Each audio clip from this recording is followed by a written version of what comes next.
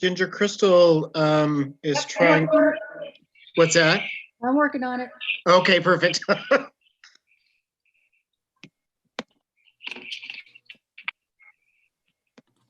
I didn't talk to Bill today. He was going to be with us, wasn't he? Yes. Okay.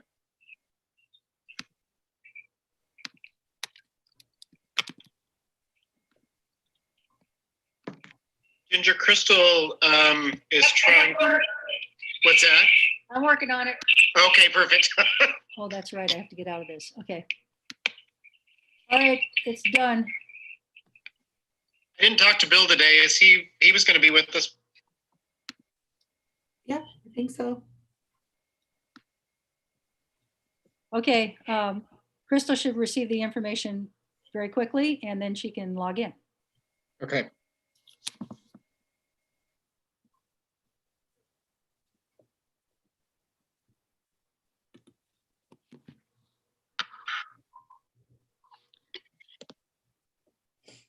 Oh, there's it. Bill's here.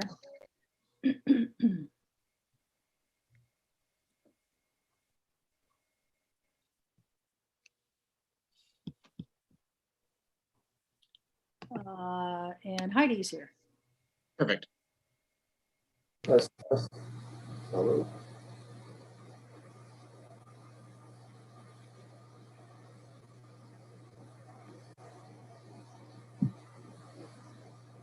And there's Crystal. Who's Kaiser Seminary 6? Is that? I was just gonna ask you that. That's Heidi. Okay, perfect. I'm gonna get out and sign in with another Zoom. You can change your Oh, name. no, you're fine. Yeah, I can? No, you're fine. You're fine as long as we know Fine. that you. it's not necessary.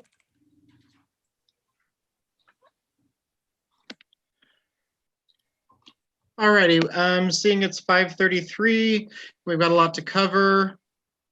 I will go ahead and open this meeting at 5:33, 1/27/2021. I'll do a roll call first. Christy?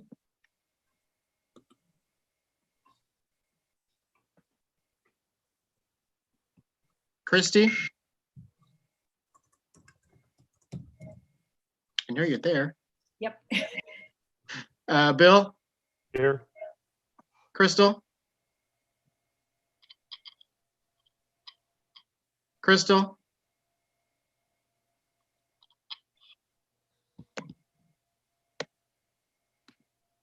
Jason? Don't see him on the list yet. Heidi? Here. Ricardo? Here. Hi, Sure. it's Crystal. I'm here. Thanks, Crystal. And then I'll go back Christy's and here. Christy, perfect, thank you. So we're just Thanks. missing Jason, we've got a quorum. One notation before we move on. Sorry, I have to get up the right script here. Bear with me. So we will be adding an executive session at the end of this meeting per ORS 192-660, section 2, subsection D. I just wanted to make you all aware of that. We have some business to cover in executive session. So moving along, if you guys would join me in flag salute and pledge allegiance. I guess it's formal for a work session, but we can still do it. I pledge allegiance to the flag of the United States of America and to the republic for which it stands, one nation, under God, indivisible, with liberty and justice for all. Thank you. Thanks for everybody joining us. I wanted to introduce Vince Adams, who is on this call as well. He will be joining us in just a little bit after we do a little bit of business here first. So Vince, you want to do a shout out real quick? No, go ahead. I'll All righty. get started later. Perfect. Go ahead, Ginger. It's up. It looks like you're up then. Okay, I'll do my share screen real quick.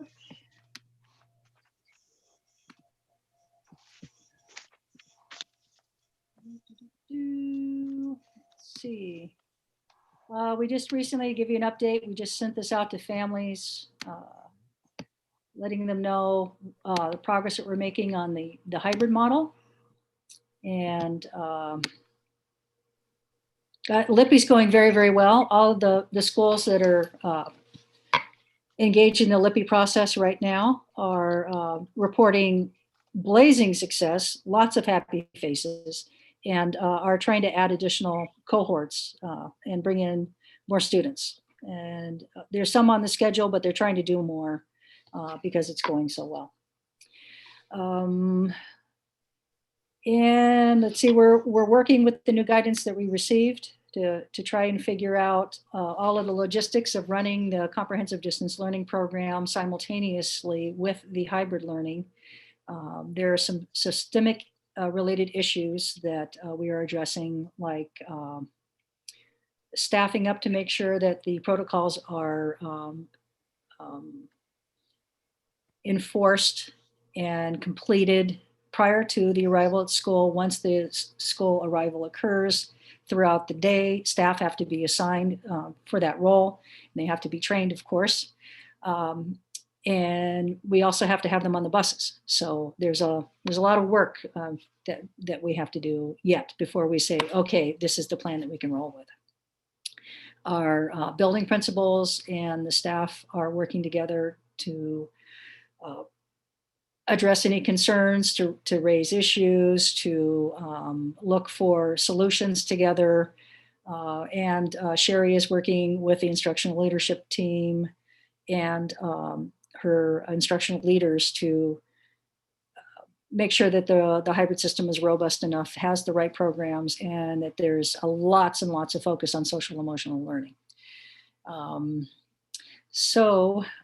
We do have a preliminary draft that we shared with families today with a proposed cohort schedule, a morning cohort and an afternoon cohort. And this is what it will look like.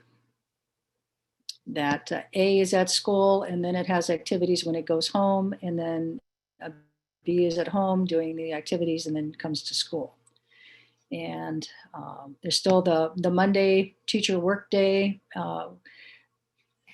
Some students do receive services on Monday, so that will continue. And then we have this is 4 days a week. So Tuesday through Friday, students would be spending time at school.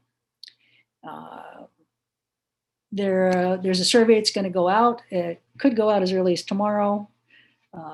We want it to no later than Friday to be in the hands of parents to read the information with the details, listen to a presentation about the hybrid model so that they can compare what's going to be happening with the hybrid model with the comprehensive distance learning model to make an informed decision about what's best for their child and their family. And we know that there's a little bit of there may be times where not all teachers that are currently doing one model are going to stay in that model. For example, some will have to be doing CDL and some will have to be doing hybrid. So within that framework, there's a possibility that if you choose one model or the other, the teacher may not be in that model. So the third option that we're giving parents is, one, if the teacher that your child's working with is the most important part of your decision, and whatever the model is doesn't matter, then you have the option of making that choice as well. And we made that option available based on feedback we were receiving from parents and teachers about concerns that parents were having. Again, this all went out. As far as an update for secondary will start after primary begins. And we have a tentative date, and it's proposed and tentative because there's still a lot of work to do to make sure that everything's ready. So the proposed February 2nd date is possible.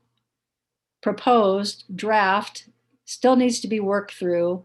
Agencies may change timelines, and we feel that it's important that everyone understand that dates may change. And as we've seen in the news, every district that said, yeah, we're going to do this has said, whoops, we're going to have to roll it back. So in the cases of the larger districts, that's been very true, and even the medium-sized ones.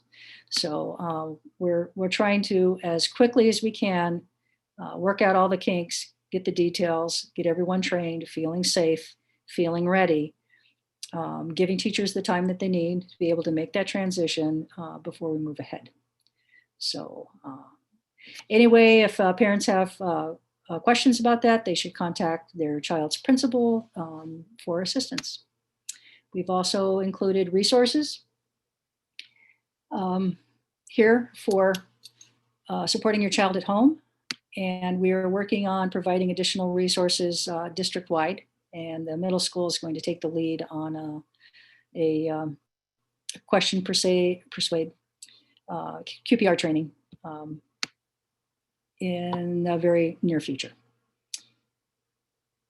Okay, so anyway, so that's pretty much my update for today. What else? Superintendent evaluation. I'm going to be sending out a document to you all to make sure that you have this. We've decided at our last meeting that we were going to bring this up next month. So between this month and next month, or when we have our next meeting, it would be very important that you read the new standards. They've been updated, and you'll see some different evidence. So I want you to be ready for that. And if you can read through it, ask me questions. If you have questions about what the standards mean or what might be potential evidence, we'll have to work through this year together because they're new standards to me, they're new standards to you, and we'll be doing this process together. So it'll be learning for us all. And that's basically all I had for now.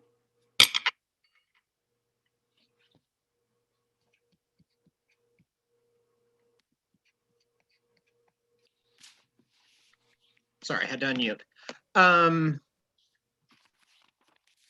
All righty, so moving forward, are you ready to go, Vince, then? I am. Perfect. I'll turn it over to you and let you take the stage then. Well, thank you, Glenn, and thank you, North Marion Board, for having me back. And thank you, Superintendent Ginger Redlinger, for having me and continuing this. And thank you for your commitment to your own development and finishing out this set of training that you committed to. And so I'm going to share my slide, and because I know that you have an executive session, and so I don't want to hold you up any longer than we have to. So let's just get through this content and allow you guys to react to it. So is everybody seeing an agenda slide? Good. I'm seeing a nod from the chair. That's a good sign. Okay, so let me arrange my windows here. Okay, so this is the content that I have for you today. We're just going to take some time, probably a good portion of our time today, just looking at your board operating agreement and just having some discussion around that. You know, and that's going to be a little bit directed by the group here on where you want to probe into that. We're also going to go back and take a brief look at the board self-assessment, look at that data, refresh your memory on that, and then we're going to pivot right to some board development goals and see where you want to go. And then timing is perfect. I'm going to finish the talk with just an overview of that superintendent evaluation workbook that came out. That's a collaboration between OSBA and COSA. It was released in the summer. It was released in June.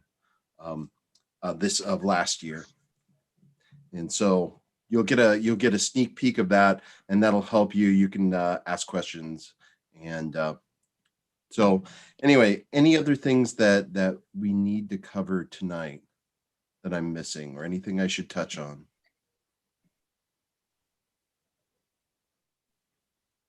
Great, hearing none. Yeah, I don't think so. I think that's a lot. So that's a lot. It's a lot of work. Okay, so I just want to ask this question and just go around really quickly. Maybe just a sentence or two. What's exciting you about school board work, and what is giving you reservations? I think we've asked this question of this board before, but it always changes. And because we're in the pandemic, it's a dynamic time. And so what's exciting you and what's giving you reservations? Just a couple sentences on each. Who would like to start us off?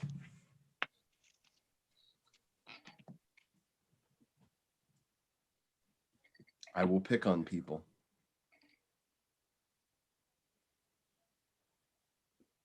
It's Crystal. I'll get started. I'm usually a long talker anyways. I would say for the board, are we talking about board goals? No, this is just board work in general. In general? Yeah, just right now, how's it going right now? What's exciting you right now? What's exciting about the work that you're doing? And what's giving you reservations? I would say the work that's exciting is being able to get a plan in place to bring the kids back to school. I've heard a lot of positivity from children who want to be back in school. My reservation is maybe the reservation of the teachers union not supporting children being back in school. And I'm not talking about our local one, but our state and national one is giving me a little bit of heartburn. Yeah, there's a lot of push and pull in this situation right now. So, okay, who wants to go next? Thank you, Crystal, for starting us off.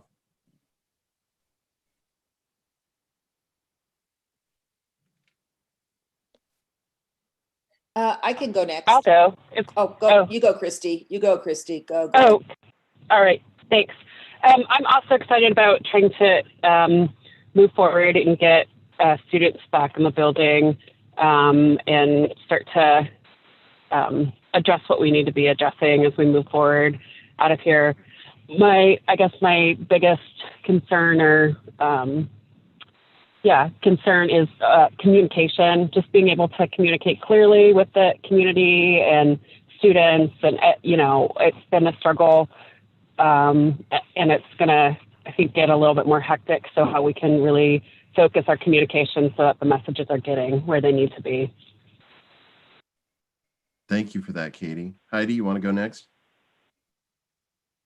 I think that right now what we're doing is changing on a daily basis. I think there's a lot of exciting things about board work. I've been on the board for a while and it's always changing, whether it's trying to pass our bond and finally passing the bond and seeing real movement made in that direction. But now I echo what my previous board member said about getting kids back in school. And it's very intricate and there are so many levels to this. And, trying to navigate and coordinate them all is something. And I think this is new for us as a board in trying to understand what our work is in all of this and understanding where our work is not and what the important thing for us to be doing is, whether it's, kind of creating a vision and a direction, but then understanding also what is not part of our work and what is our part in the communication piece. And so I think there's a lot to that. Anyway, that's where I'm at. Thanks for those comments, Heidi. I think you're spot on with, this is a challenging time for the role of the board in the pandemic response. It's a really, really tough to know where your lane is. There's not a lot of lane for us, but what we do is important. Okay, who wants to go next? I think I saw Jason come in. Is Jason with us? Probably still connecting up. Yeah, I'm here. I was late. My son's stranded on the side of the road down in Arizona, so I'm trying to get him a tow truck. So I'm a little preoccupied at the moment. If I could just listen in. Yeah, please do. Please do. Let's see. Glenn, Ricardo, Bill. This is Ricardo. I'm happy to hear that kids are going to be present at school pretty soon. So I think that that's going to be very helpful. And I wanted to echo a little bit about what Crystal said, about the teachers unions. And again, exactly the same, it's just not locally, but around the nation. That's the only thing that it bothers me a little bit. Got it. Yeah, that political push and pull. Go ahead, Bill. Getting to do a lot of exciting part. I'm talking to question one is the amount of equity work we're doing both at North Marion and at the state level and representing North Marion at the state level is quite exciting as we bring some cultural awareness. and some changes in thought to the process development of education. And reservations were just not coordinated at the county, state, and federal level on how we're handling, getting life back into our society and our schools, and especially our kids. That something's just not going to go right. Something's going to go wrong, and I hope not. I've got my fingers and toes crossed that we're going for it, and it's all going to be great. But I have worries. Great. Bill, thanks for surfacing equity. I really appreciated Colt Gill's op-ed today. Yes, that was quite good. Graduation results in Oregon are just really, really encouraging and exciting. It's kind of the proof in the pudding, that if we do this work and we focus on the kids with need, we're going to get the results and go where we want to go. So yeah, really good message. Thank you for that. Can I comment on that really quick? Sure. Are these the stats that are being brought? I haven't had time to look at it yet. I'm going to be honest. Are these the ones where they did a pass fail as of March? I'm not sure. Of 2020? Because if that's the case, then I really question the value of those statistics rather than the year before. And I look forward to when we have a full school year in ahead. So I'm not sure. I was just interested in the graduation rates. If those really quantify that we've made success, or the governor, decreed that all the pass-fail students would get to pass. So I was just curious where that fell and everything. Well, Crystal, we were probably going to get a chance to talk about data later on. So just hang on to that question and that thought, and we can talk more about that later on. Okay, thanks. Glenn, have you gone yet? I have not gone yet. So I guess what's exciting to me is we have a brand new school. Really, probably the most exciting day to me is when all of our staff, all of our students, and I mean all of them, not selected groups, but all of our students are back in school. I know that's looking out there quite a ways, but that's exciting to me. We have updated, a lot on our buildings. The bond work has been phenomenal. Things are going along. We have a great new high school for kids to go back into. So that part is very exciting to me. What gives me worry is I feel like I'm pissing off half the people every day just by, either acting or not acting. And it's very cumbersome. The executive orders, all the guidance that we have to go through, and I understand we have to go through that. I'm not saying that we don't, but it's just a lot of work. And I would pair it on Heidi as to how we, what role do we really fulfill, and really are we relevant in our work? Because so much of that is done, at that level of superintendent level and below, to actually make all of those logistical things work. Obviously, we need to offer guidance, but it is a very, very tough position right now. It is. It's very tough. Thanks for that. Okay, so Jason, I don't know if you're ready to comment. I know you have stuff going on. Just join us when you can. I don't know where you're at. Yeah, I'm waiting for a phone call from the tow truck, so I'm kind of, hopefully I need to be standby here real quick. Yeah, when you're ready to be present, just come on in. Okay. Sounds good. Thank you. All right, so we're going to move on to operating agreements, and we're going to dive right into yours immediately. And then we'll come back and look at some example documents that we have at OSBA and maybe do some comparison. But there's three things that we look at when we're doing evaluation or operating agreements, and that's really celebrate. Operating agreements are a lens. I mean, because the way that a board operates, that is codified in policy and in statute. So we don't really have, there are boards that don't have operating agreements with their superintendent or with themselves. They don't have norms. And that's perfectly fine, because all the stuff that we need to do to function as a school board is already in policy. And we did a lot of that when I was with you last, when Renee was there, and you were in the gym, and we were on a screen. And anyway, we talked a lot about policy. So a lot of this stuff that shows up in our operating agreements are an expression or a refinement of our policies. It allows us to focus our attention on areas where we have work to do in the way that we're functioning as a team, as a governing team. And so when we think about our agreements, we want to think about celebrating the growth that we have and the work that we're doing as we're growing as a team and getting better at our work. Because the reality is that if you're new to board work, maybe you don't know parliamentary procedure really well. Maybe you don't know the role of the board. Maybe you don't know all that jargon in education. And as we grow, we want to celebrate that growth as we get better at our work.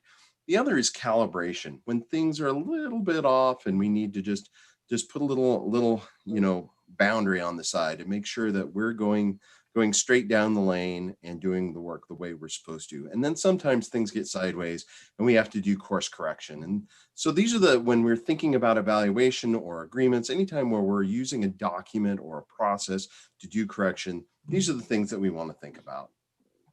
And this little thing here is telling me I'm supposed to click on it because I'm going to be using another facilitation tool called Mural.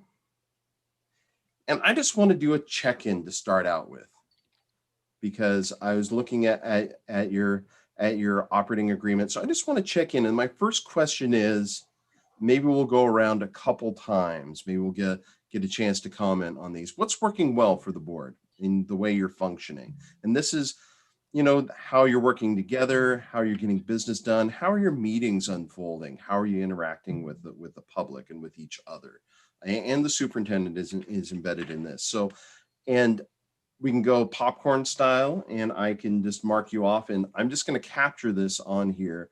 And so I just want to know what's going good for your board.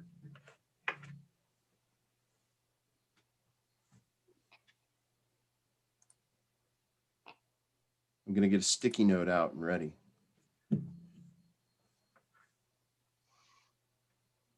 Something is going well. I know something is going well. Are you having meetings? Oh, I'll go first. This is Christy. And I don't have a lot of experience with the board, but what I will say is I feel like everybody is super committed to doing what's right for the students and families in our community. So that's a huge start. Thank you for that. And it's so important, because when a board doesn't have that, when a board is distracted on adult issues, when I can't teach that, it's really hard to get a board to, just keeps kiddos at the center. So thank you for that. It's so important. Who'd like to go next? I can move in here so we can see these a little better. Well, I can add something. Sure, Ginger. Each of our board members has connections in the community, and their presence in the community and their commitment to working together, the different elements of the community, is apparent in their board work. And they're not afraid to bring up concerns so that we can improve. They're not afraid to talk to each other about things. So it can be awkward at times, when you're in a relationship where you have to have hard conversations. It can be hard, but I have a group. I'm blessed to be with a board that has the ability to be able to speak to each other and to speak openly. So I think that's going really well. That's awesome. So important. And that community connection. I mean, that is one of the key roles where you're going to see the focus framework. I know we've shown it to you before. You're going to see it again. And the fifth one is building public will to succeed and that connection to the community. And then, just being able to have the conversations, have tough conversations, critically important. It means that you have social capital and that there's trust, that you're willing to have those conversations. What else? This is all really good stuff. This is Ricardo. I think the respect among us is grateful for that, and I just want to say thank you for we try to be as what's the right word, to not step on each other, so much, kind of respect for each other. Board members hear each other. Does that capture what you're trying to say? Yes, but the respect that is among us, like regardless of our differences, I think we have a lot of respect for each one. Yeah. And I would echo what Ricardo's is saying in the fact that I do think that even though we each bring a very unique perspective to the board, we can have those conversations and still be friends outside of our hard conversations and our work with that mutual respect. And I appreciate that so many of us have different perspectives and we can collaborate together to still do what's best for our students.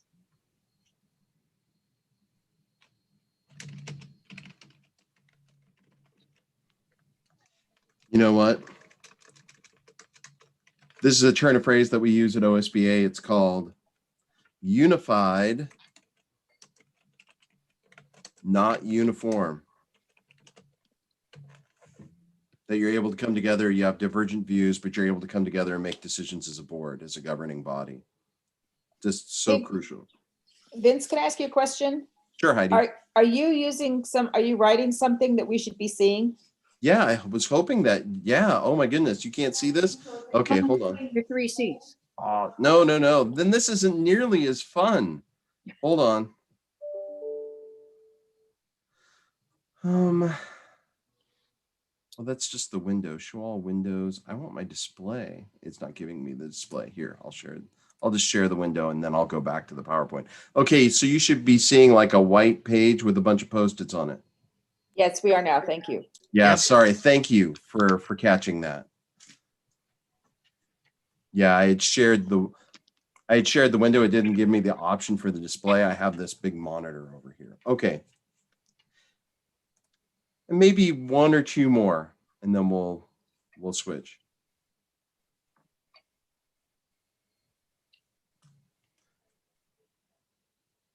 I would jump in here. I mean, it's sort of been said before, but the level of commitment from every member here on the board is beyond reproach.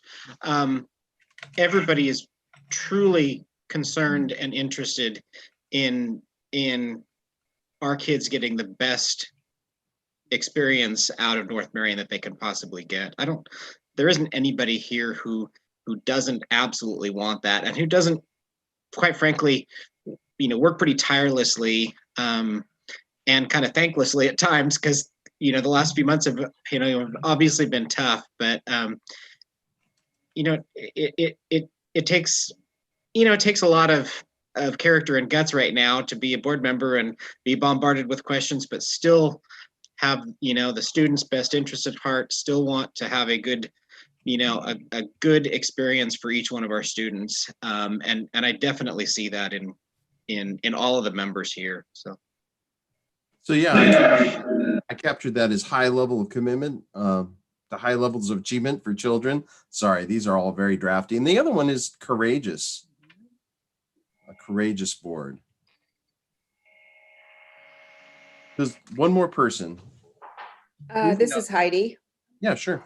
I would also say that I think the board members are really also committed to understanding the importance of our role in forming policy and how that policy dictates, kind of our actions, and,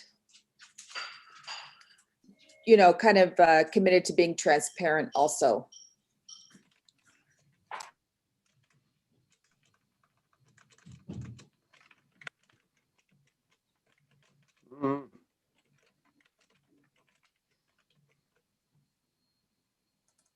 Well, what was that last bit? I was struggling with words. I don't know. I just feel like we have all been really making an effort to continue to be transparent Oh, transparent. and working on our communication levels amongst ourselves, but also with our community. I think we have a long way to go, but I think that we've been really trying to increase those efforts.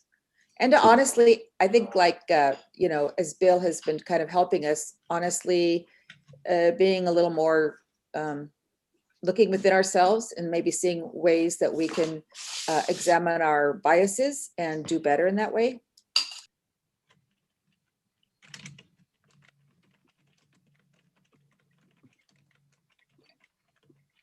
See, and you guys were silent at the beginning, like nothing good was happening. And look at all this good stuff. Okay, but we're going to pivot because we, you know, it's important to celebrate where we're strong, and I'm seeing a lot of strength here. But the question over here is, well, if I can get over to it, what could be better for your board? Where do you have room for growth? Where are you seeing that?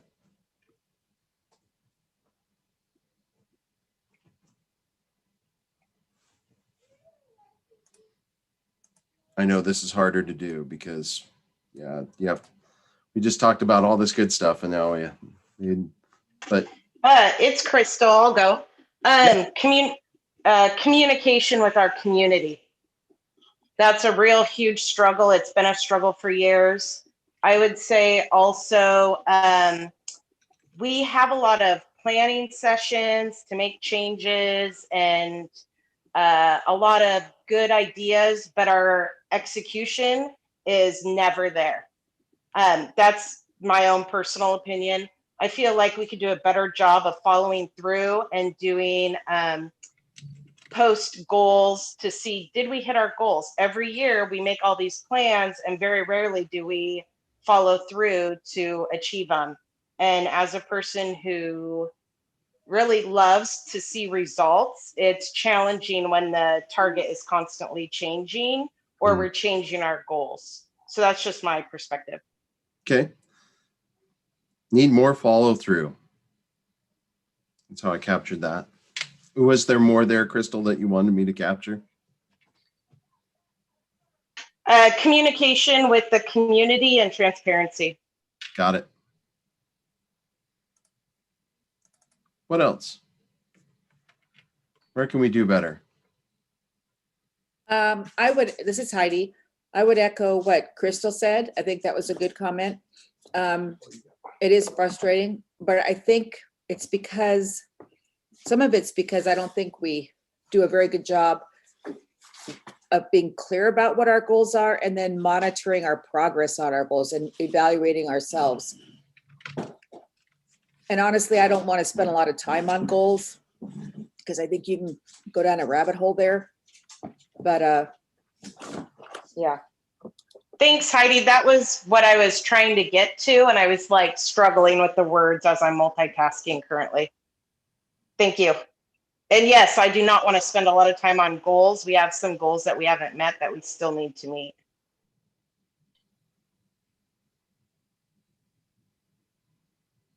Okay. And Vincent, I want to clarify, we're talking about board goals here, right? Board goals that they're setting for themselves. Could be, or I mean, they said goals. I'm not sure which ones they're talking. Are they talking? So let's back up and get clear on goals.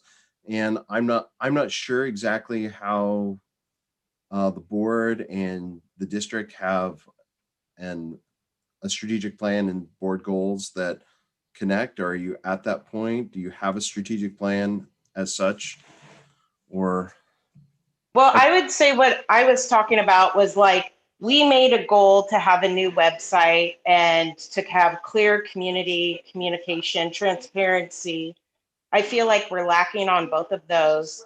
And then also we were supposed to be checking progress, and granted, this is partially due to COVID, but checking progress on math, reading, all those pieces and components. And we're, supposed to be getting how many students have an F in lieu of the test and stuff like that.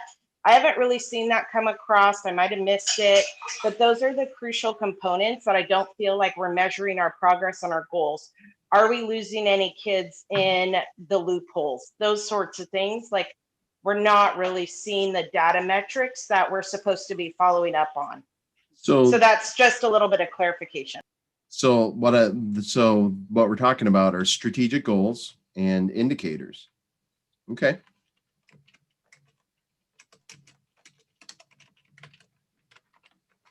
And I would say that one you just cited, where, you know, improving or expanding communication with the community, that's a great strategic goal. And it will come up later on in our session.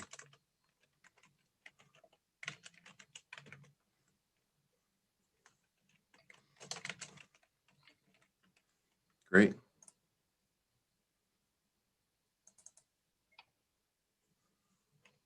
And then maybe some structure around how you interact with your strategic goals and those indicators. You know, when is the board, I mean, those things aren't going to be always available to you, and the data isn't always available. It becomes available across the year. So, but when is the board going to consider those metrics, and when are they going to talk about that? And then look at goals again. So there's rhythmic processes here. Is there agreement for that as well? Here, I'll write it down, and if no one objects, I'll leave it. Yes, this year has been very unusual when it comes to data. The data doesn't mean the same thing as it did the year before. So. And it's true. I sit on the Corvallis board. The board has asked multiple times, what does assessment look like? What does assessment look like? We don't, you know, and I know that teachers are doing assessment. It's just that so much energy is getting put into just getting kids back in buildings that it's just, right now, we just have to have a little more trust. And so next year, we'll probably get a much better picture of what assessment looked like this year. But right now, that's a personal curiosity.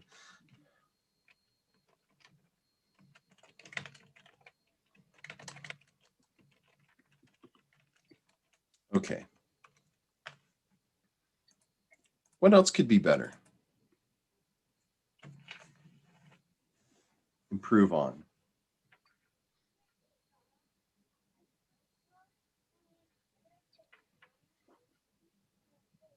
I'm going to flip over here to your operating agreement here in a little bit. You spend a fair amount of time talking about your meetings. Anything about your meetings that you'd like to improve?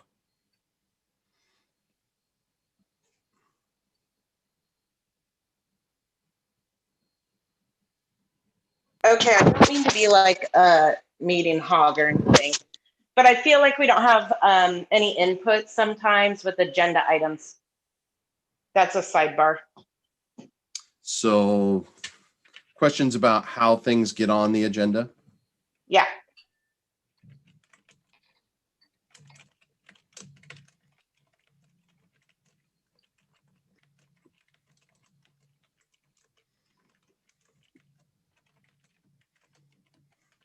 Great.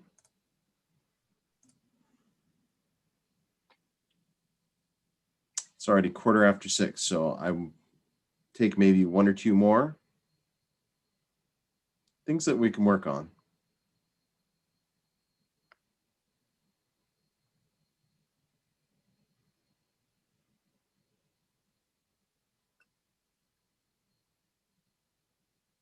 Okay, I'm not hearing anything, so I'm going to scroll out. Thank you for that.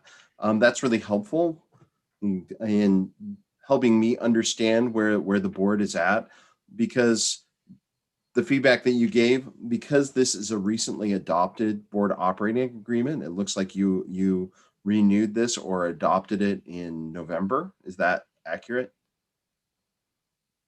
Yes. And so the other question I have is, was it pretty much, did you renew it, or is this a new operating agreement?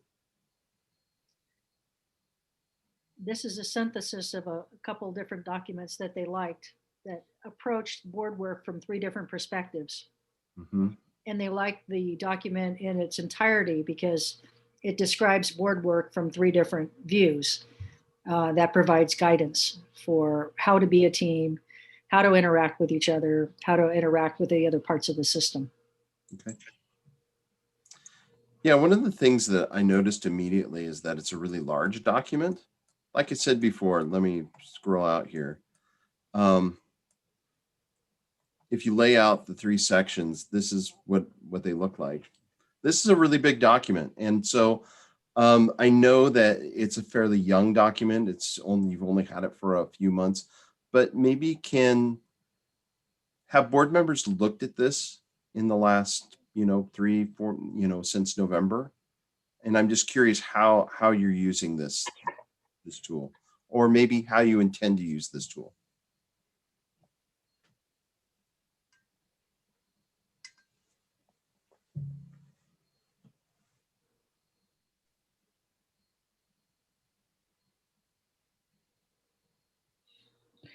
Well, I was hoping that the board would use the tool to reflect on their individual contributions to the board and be able to evaluate their work for where are their strengths, what are they doing well, what are some things that they could improve on, and maybe set some personal goals for learning on those topics. Okay. Yeah, and because it's a broad document, it provides lots of opportunities for reflection. And they could talk about it as a board and give each other feedback on that. So maybe we can go around. What are the items in here that are, because this is it's a large document. It's reiterative, so it touches on the same topics multiple times. But maybe I'm just trying to understand where the reasoning was for developing this document. And so before we go through it, you can see I've marked it up a little bit. And so I've reacted to it a little bit. I'm not seeing much. It all seems to be well aligned to policy. So it stems out of policy, which is good. It's when I'm looking at these documents, it's the first thing I look for. And so, but maybe can we go around and maybe each board member talk about what are the most important components of this document to them? Is there any way you can make that bigger, Vince? I sure can. Well, I can make, and maybe, maybe we can start with norms. You bet I can.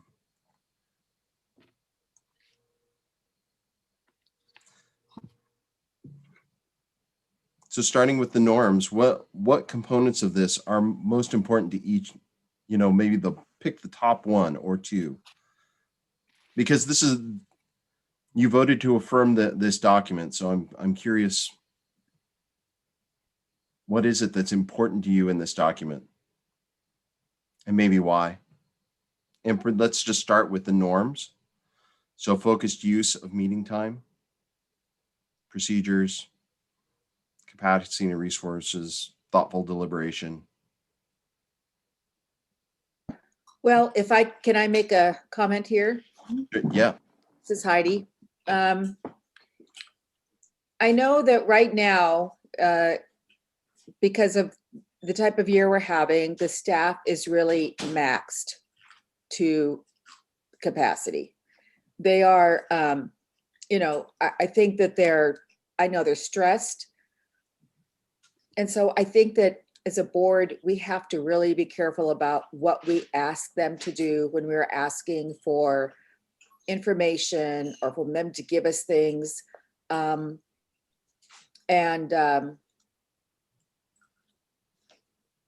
Anyway, that's my input. Thanks for that. No, and it's always true. The board can definitely be a distraction from staff. And whenever we're making requests of staff, we need to remember that we are pulling their attention away from children. Yeah, I think that's kind of what I was trying to say, Vince. Yeah. At a point where we're becoming, I don't want us to get to a point where we're becoming a hindrance in their work rather than a help. Thank you for that, Heidi. Other comments, and we're just on norms right now. What are the most important components of this part of the document?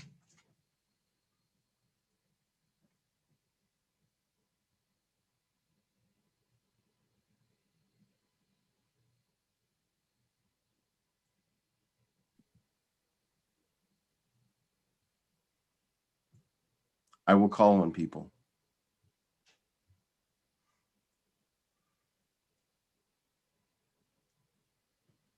Okay, Bill, I'm calling on you. I had the mouse over the mute button because I thought. Thank you. Certainly C is my number one, but since Heidi already brought that up, E is right in there.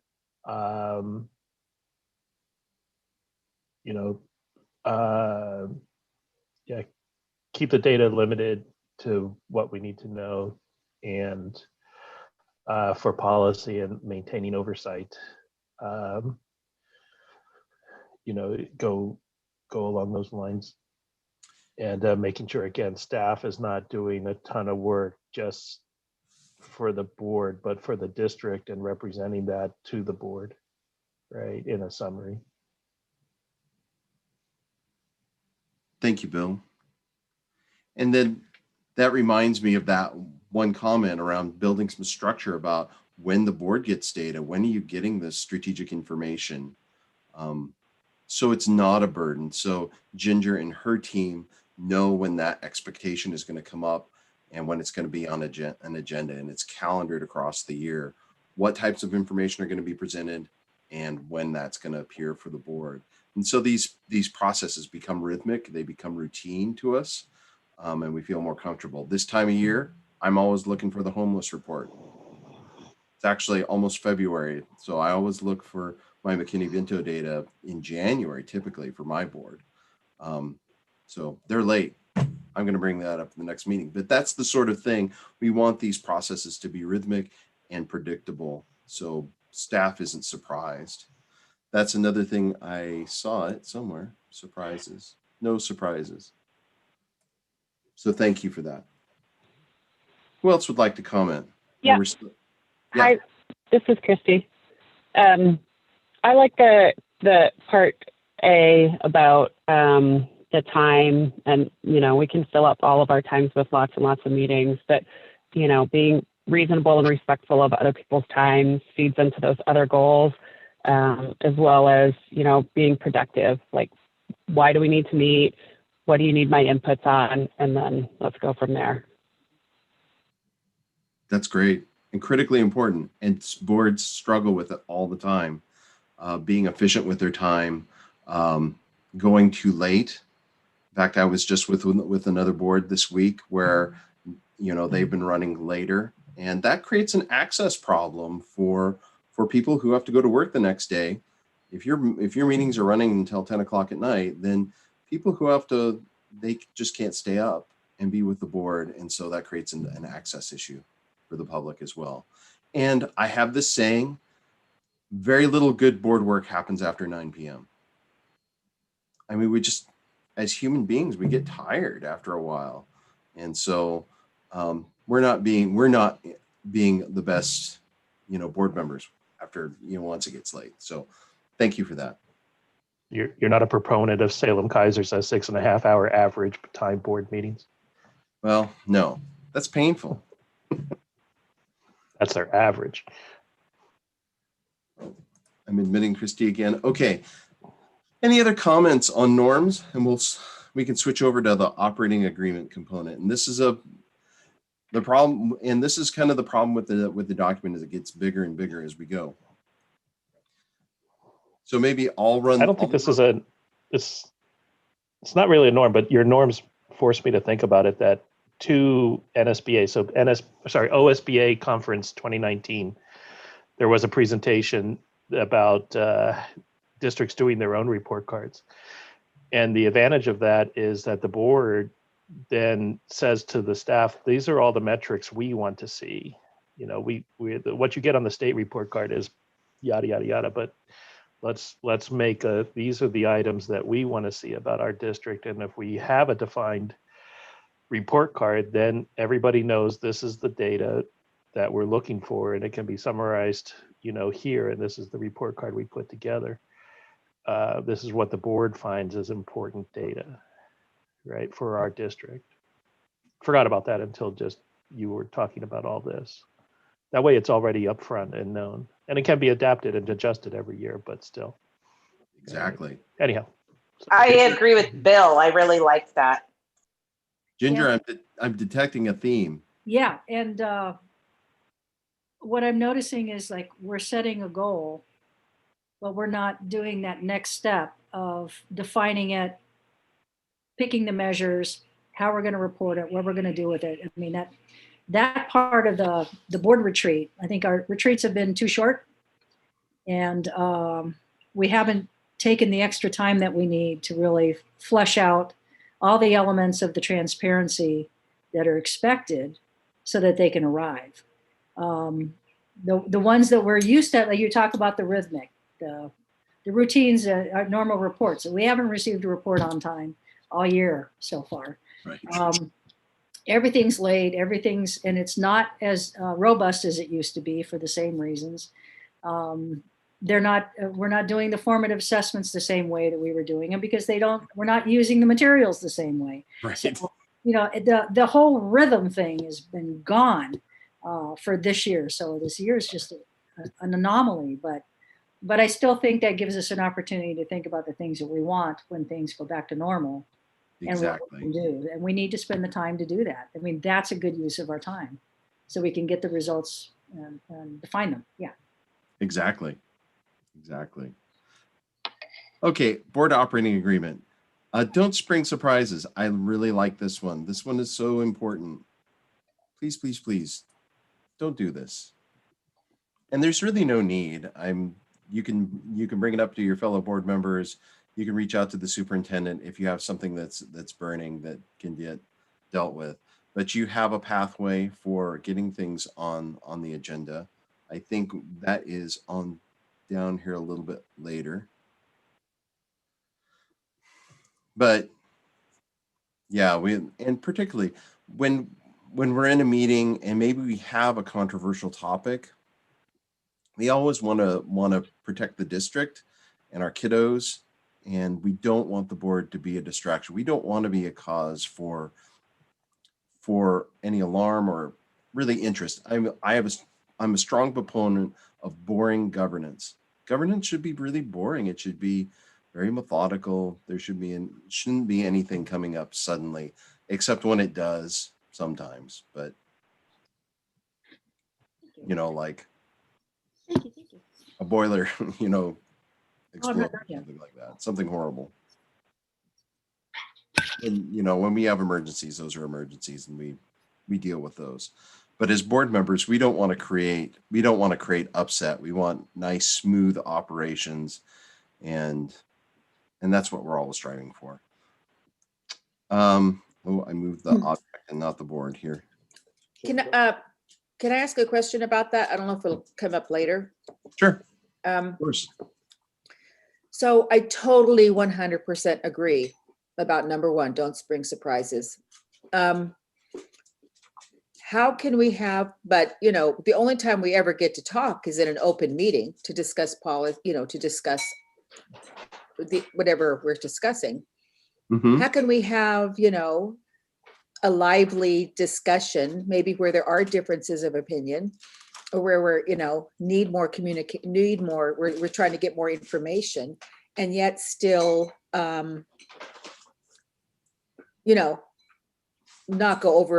not step out of bounds. I don't know if you know what I'm saying. I do. I mean, how do we have those? And the reality is that sometimes we have to have challenging conversations. We're dealing with organizations that have limited resources, and we have to move resources around. I mean, now is kind of the time where we're starting to talk about budget, should be talking about budget. Those are always tough when you're setting up budget parameters because there's always trade-offs. So there's going to be controversy. I mean, a good example was a recent policy adoption, ACB, Every Child Belongs. That created a lot of challenging conversations for boards. But I think what's important here is that we know that conversation is coming, that board members are prepared for that conversation and have the information that they need at hand, or the appropriate amount of information to enter into that conversation. That's what we mean by no surprises. It doesn't mean we don't have hard conversations. That's the whole point of having local governance boards, is to have those hard conversations and to render those decisions. So that's our job, is to do that. Is that helpful? Yeah, for me, thank you. Communication, follow the chain of command. So I mark these things up and then I forget what I marked them up for. So own collective decision-making process. I think this was more around terminology. Use the term senior leadership team. What was meant there? I think the executive team, that would be For the board? chair and vice chair, yeah. Okay. As long as you understand what you're talking about, because senior leadership team to me is like, that's like the superintendent and cabinet. So, I mean, that's just a parlance piece. But if you guys know what you mean by that, that's what's important. And so maybe consider putting some definitions in here to make it clear. So when you're onboarding new board members, they know what is meant by these turns of phrase. But I thought it meant I could get the discount breakfast at Denny's. Yeah. I really appreciate this own the collective decision-making process that even though you're a group of 7 people, you are a unified board, governing board, and that you're going to render decisions as a unified board. And that even if we're in the minority, and if you're on a school board for any amount of time, you're going to end up in the minority sooner or later. You still support that decision, because it's back to that whole thing. Unity, not uniform. We don't necessarily always agree, but we honor the democratic process and support the decision of the governing body. So, Quick question. yeah. What does it look like when you are supporting the decision, and what does it look like when you're not supporting the decision? So, I mean, that's the situation where if the board renders a decision and I go out in public and I say, well, that was just a dumb decision. You know, those people on the affirmative side, they don't know what they're talking about. That would be undercutting the board. That weakens the board. But I can go out and say, that doesn't mean I don't get my individual opinion. I can say, the board rendered this decision. I didn't agree with it, but I support the decision of the board. It's kind of like eating crow. It's tough to do. I've been in the minority a few times. Yeah, I've had things I care deeply about go down, and it's just tough.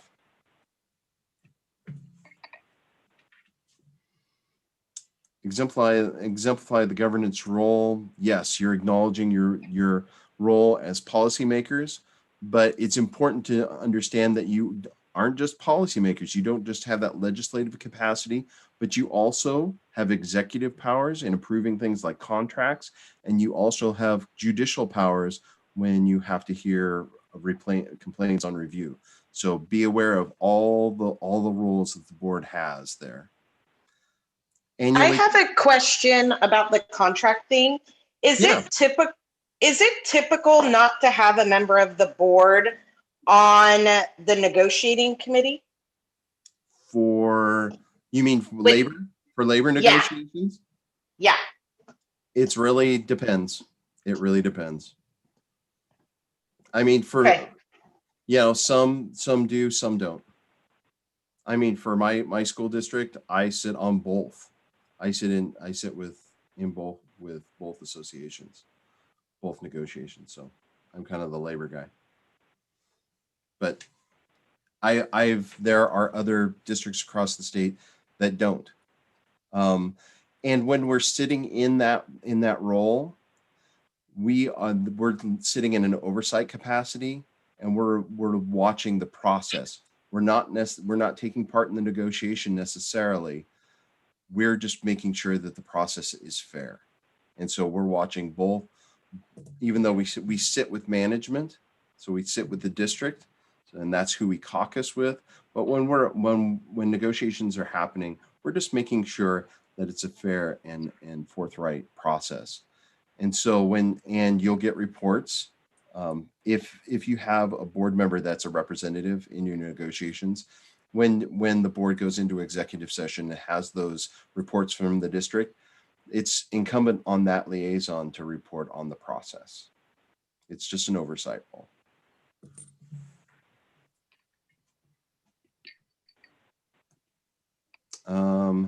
Utilize him.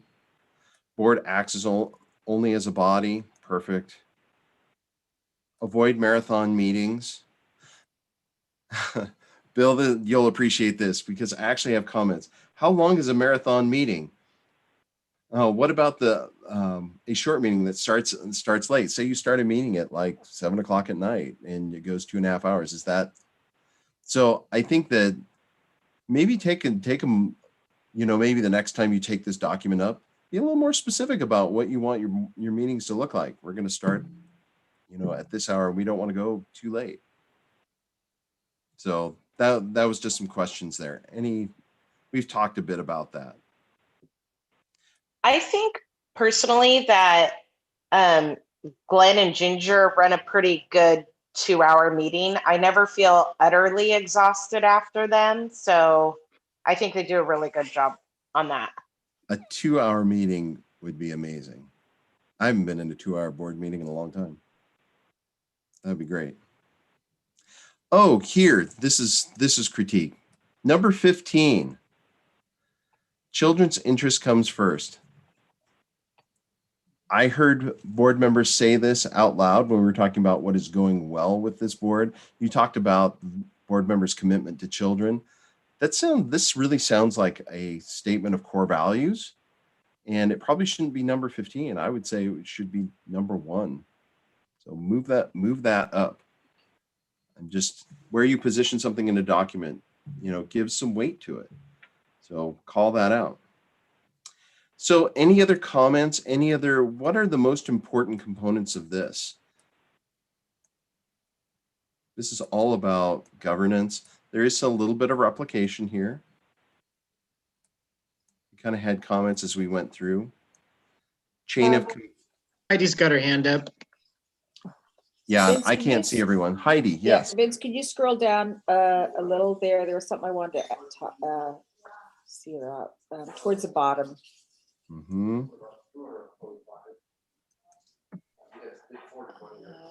Oh, this is it. I think I don't know where I saw it. The board will not converse with the audience, speak to agenda issues, because I'm guilty of this. We've had different kind of, you know, personalities of boards. And, you know, we did have under different superintendents, we have had the 4-hour regular board meetings. And I think that we've really made a lot of progress, which I appreciate in that area. But I know sometimes in the past, I've been guilty of like somebody's presenting, we're having a small intimate meeting and somebody in the audience will be presenting to us and I just start conversing with them or asking people in the audience. And I think once we get into in-person meeting, or even not maybe, but you know, remembering to go through the asking questions to our in a not respectful, but asking questions to Glenn or our superintendent, you know, instead of to whoever's presenting, and taking turns in asking questions. So. Thank you, Heidi. Thank you for being vulnerable and calling yourself out for bad behavior. I'm guilty of it too. I mean, it's always nice when you have the community in the boardroom and there's someone that gives this passionate speech and you want to engage them. And it's hard. I mean, under Robert's rules, you're not even supposed to say anything. And I know that there are some boards that allow clarifying questions during their meetings, but yeah, engaging public commenters is a really quick way to lose control of the time on your meeting. And I have a question about that. Yeah, sure, Crystal. So when do you have the discussion on a vote then? Because some of these are presenting. Then they want you to vote and approve something. So the only time the board needs to debate or discuss is when a motion has been made and seconded. And then Okay. that opens the opportunity for debate. There's also clarifying questions of staff. So if you're, say you're getting a report from staff on an action item, so the board should have an opportunity to ask clarifying questions based on that report. That is not a time for debate. That's not when we're talking about how we're going to vote or trying to persuade our fellow board members. It's just getting the information that you need to formulate your thoughts and come to a decision on your vote.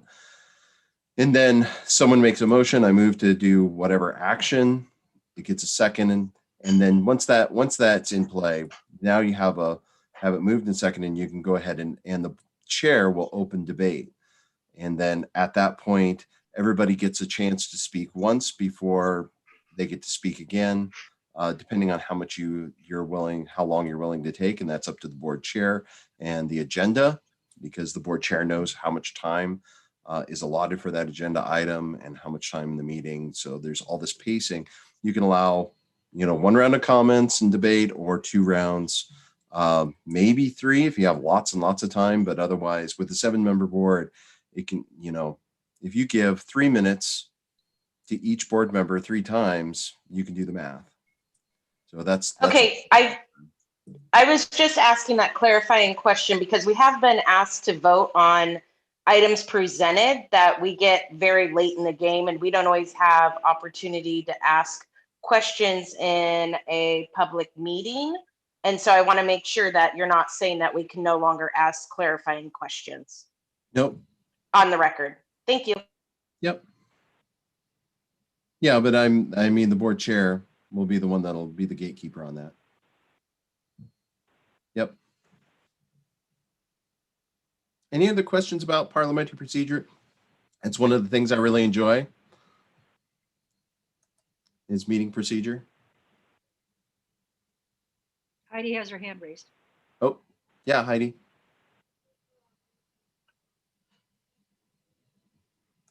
I lowered my hand. Thank you. Okay.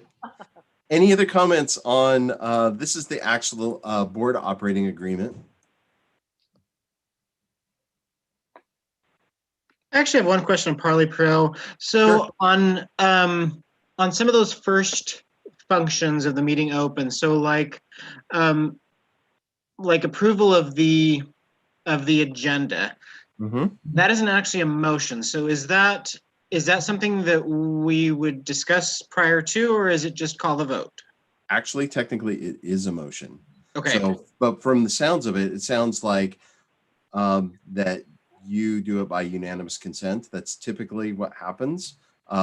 We do it the same way in Corvallis, where we just have the agenda and we just plow into the meeting, and a lot of boards do that.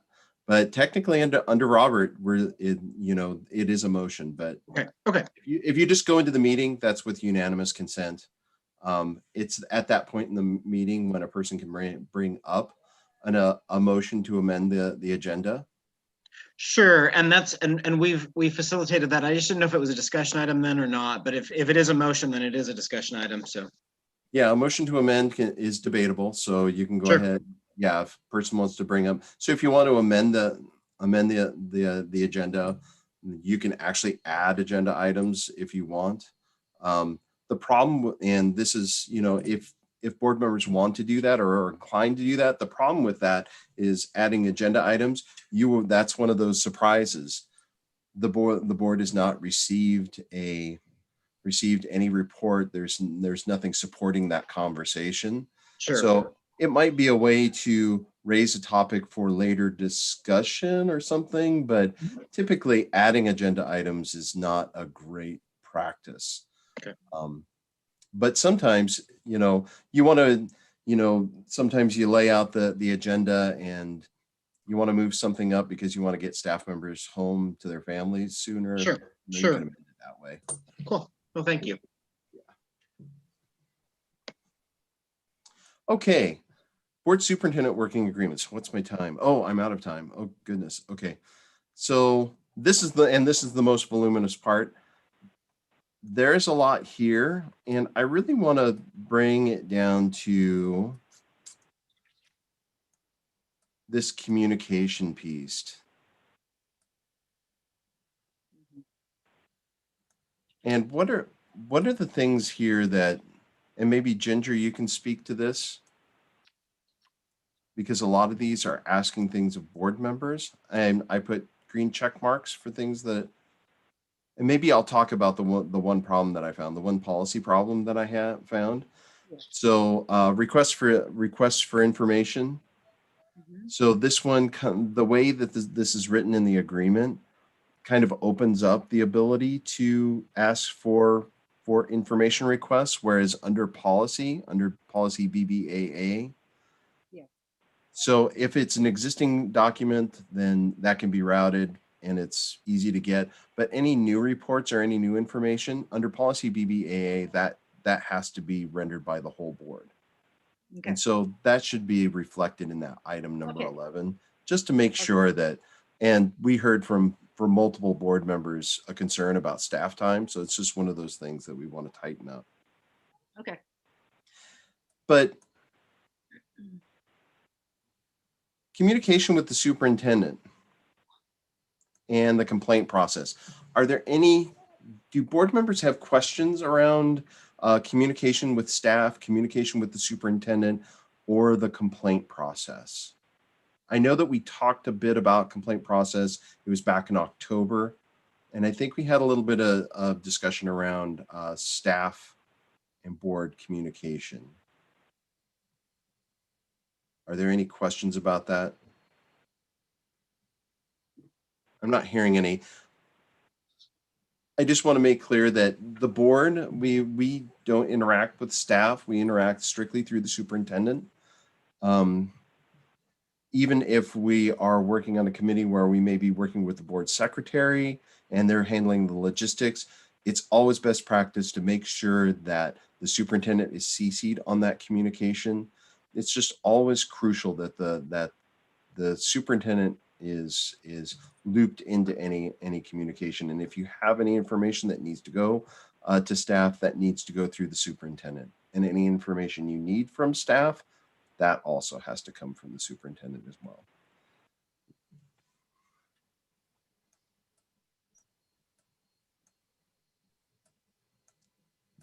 Oops. Let's see what this comment is.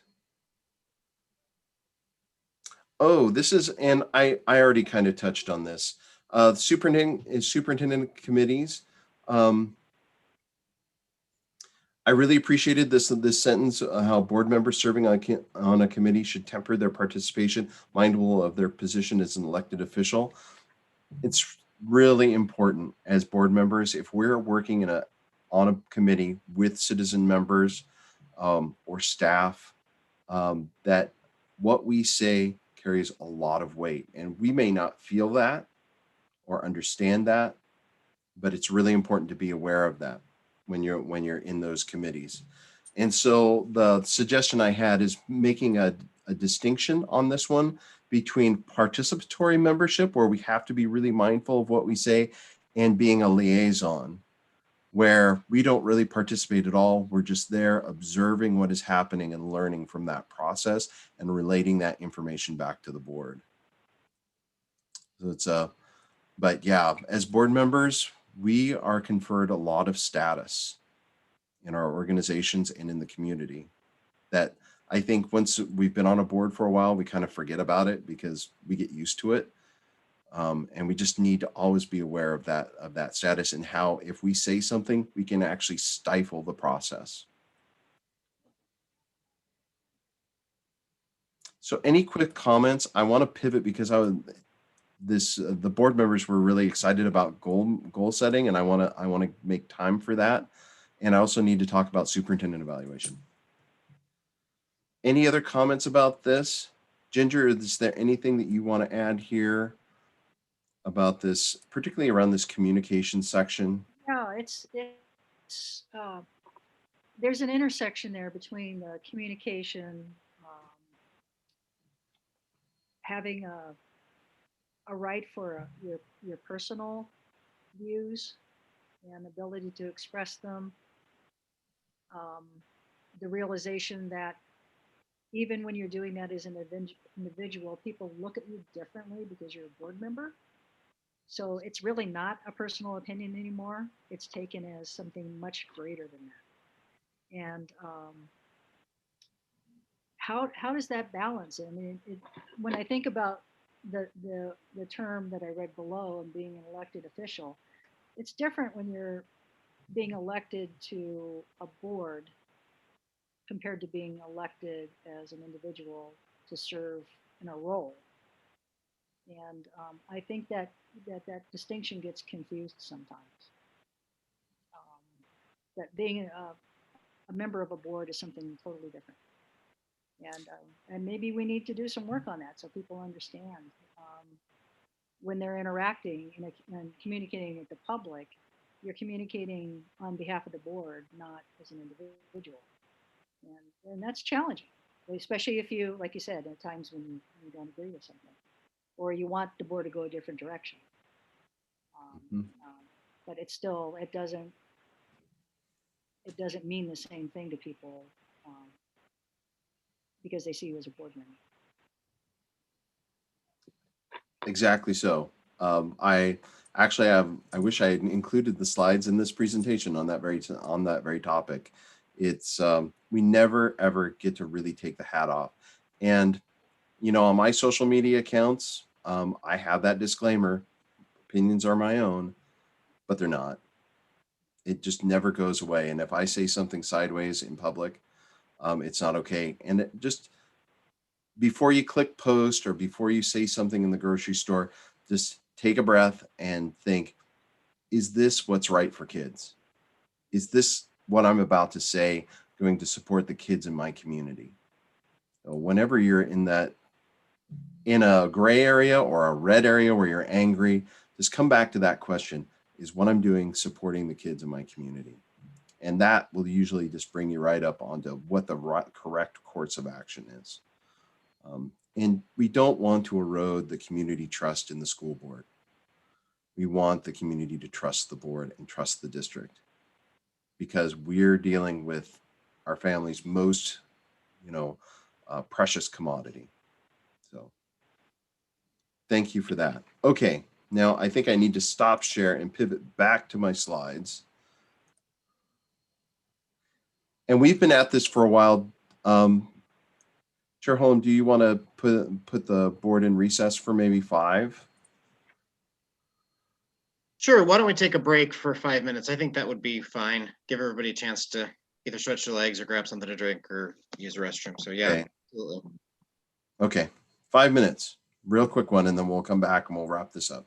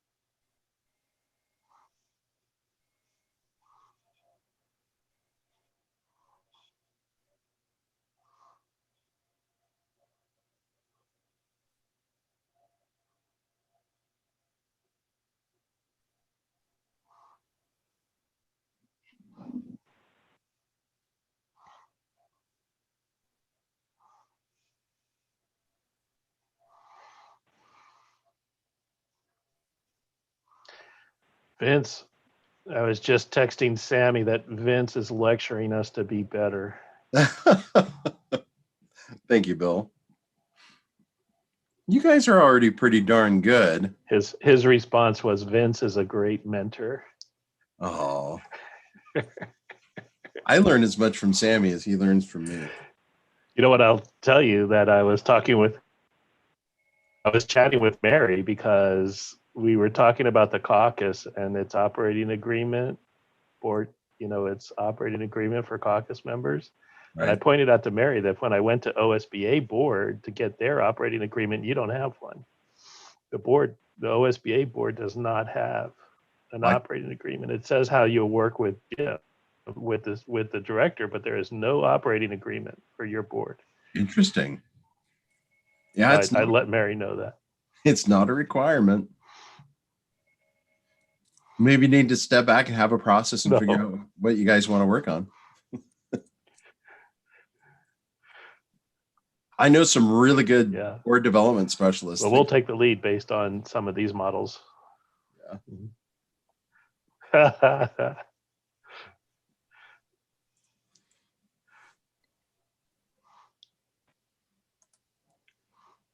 Oh, we got a few. It's hard to tell when people don't have their cameras on or they're on a phone.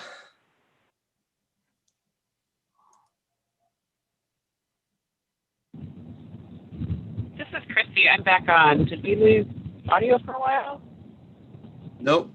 Thank you, Christy.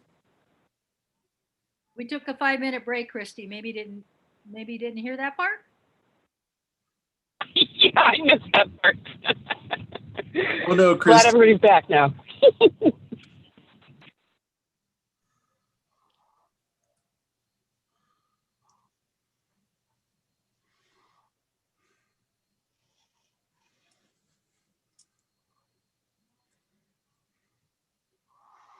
Vince, do you know Dan Rayfield? I do know Dan. I've operated a couple floats. Sammy, Dan, and I, and Roland. Oh, yeah, we're gonna get together for a meeting in Salem. He took over the brand new formed. I helped the LOC League of Cities form a color caucus and he's now in charge. Great. That's really good news. Good for LOC. Yeah. Okay, do we have everybody? Because I want to get you into your executive session in a reasonably timely manner here. Okay, so what you're seeing on the screen right now are some examples from OSBA, and I just want to draw a contrast that what we recommend is a fairly short and concise document, and that's because what we teach is that when we're doing operating agreements, they're used for focusing our attention on things that we want to work on. I'm not saying that your operating agreements are wrong. There are districts that have full-on governance, handbooks that function in the same way. So it's just keep thinking when you bring your document back up, try to focus and see what are the key things that you want to work on and improve on in your function, in your operation as a board, and in your relationship and how you interact with the superintendent and staff. So, let's see what else I have here for slides. Hey, Vince. Yes. Kind of in defense of us and our board, when we did these operating agreements in November, we did have a briefer operating agreement, but we were looking at trying to adopt a new one, and with everything going on, and we weren't really together, and I think everybody kind of had a different opinion about which one we should go with. Sorry, my dog's barking. So I think we just kind of said, you know what, we like them all. Let's just throw them all together for now. But I agree, we probably need to finesse this and make it slower, but that's kind of how this happened. Yeah, and you will over time. I don't really like it's a living document. It's something that you're going to take up on a yearly basis and just refine as you go along, and it's totally fine. Totally fine. Okay, so so yeah, you can see there, you know, the example one here is the laundry list one. It's really long. It's 2 pages long. I think your board operating agreement is 2 pages long. It's just as long as this one. This one is a 1-pager. Again, it's just a little more compact. The sentences are a lot more concise. So just whatever works for your team and the work that you're trying to do. It's not, you know, maybe you've heard the term or phrase working in your business or on your business.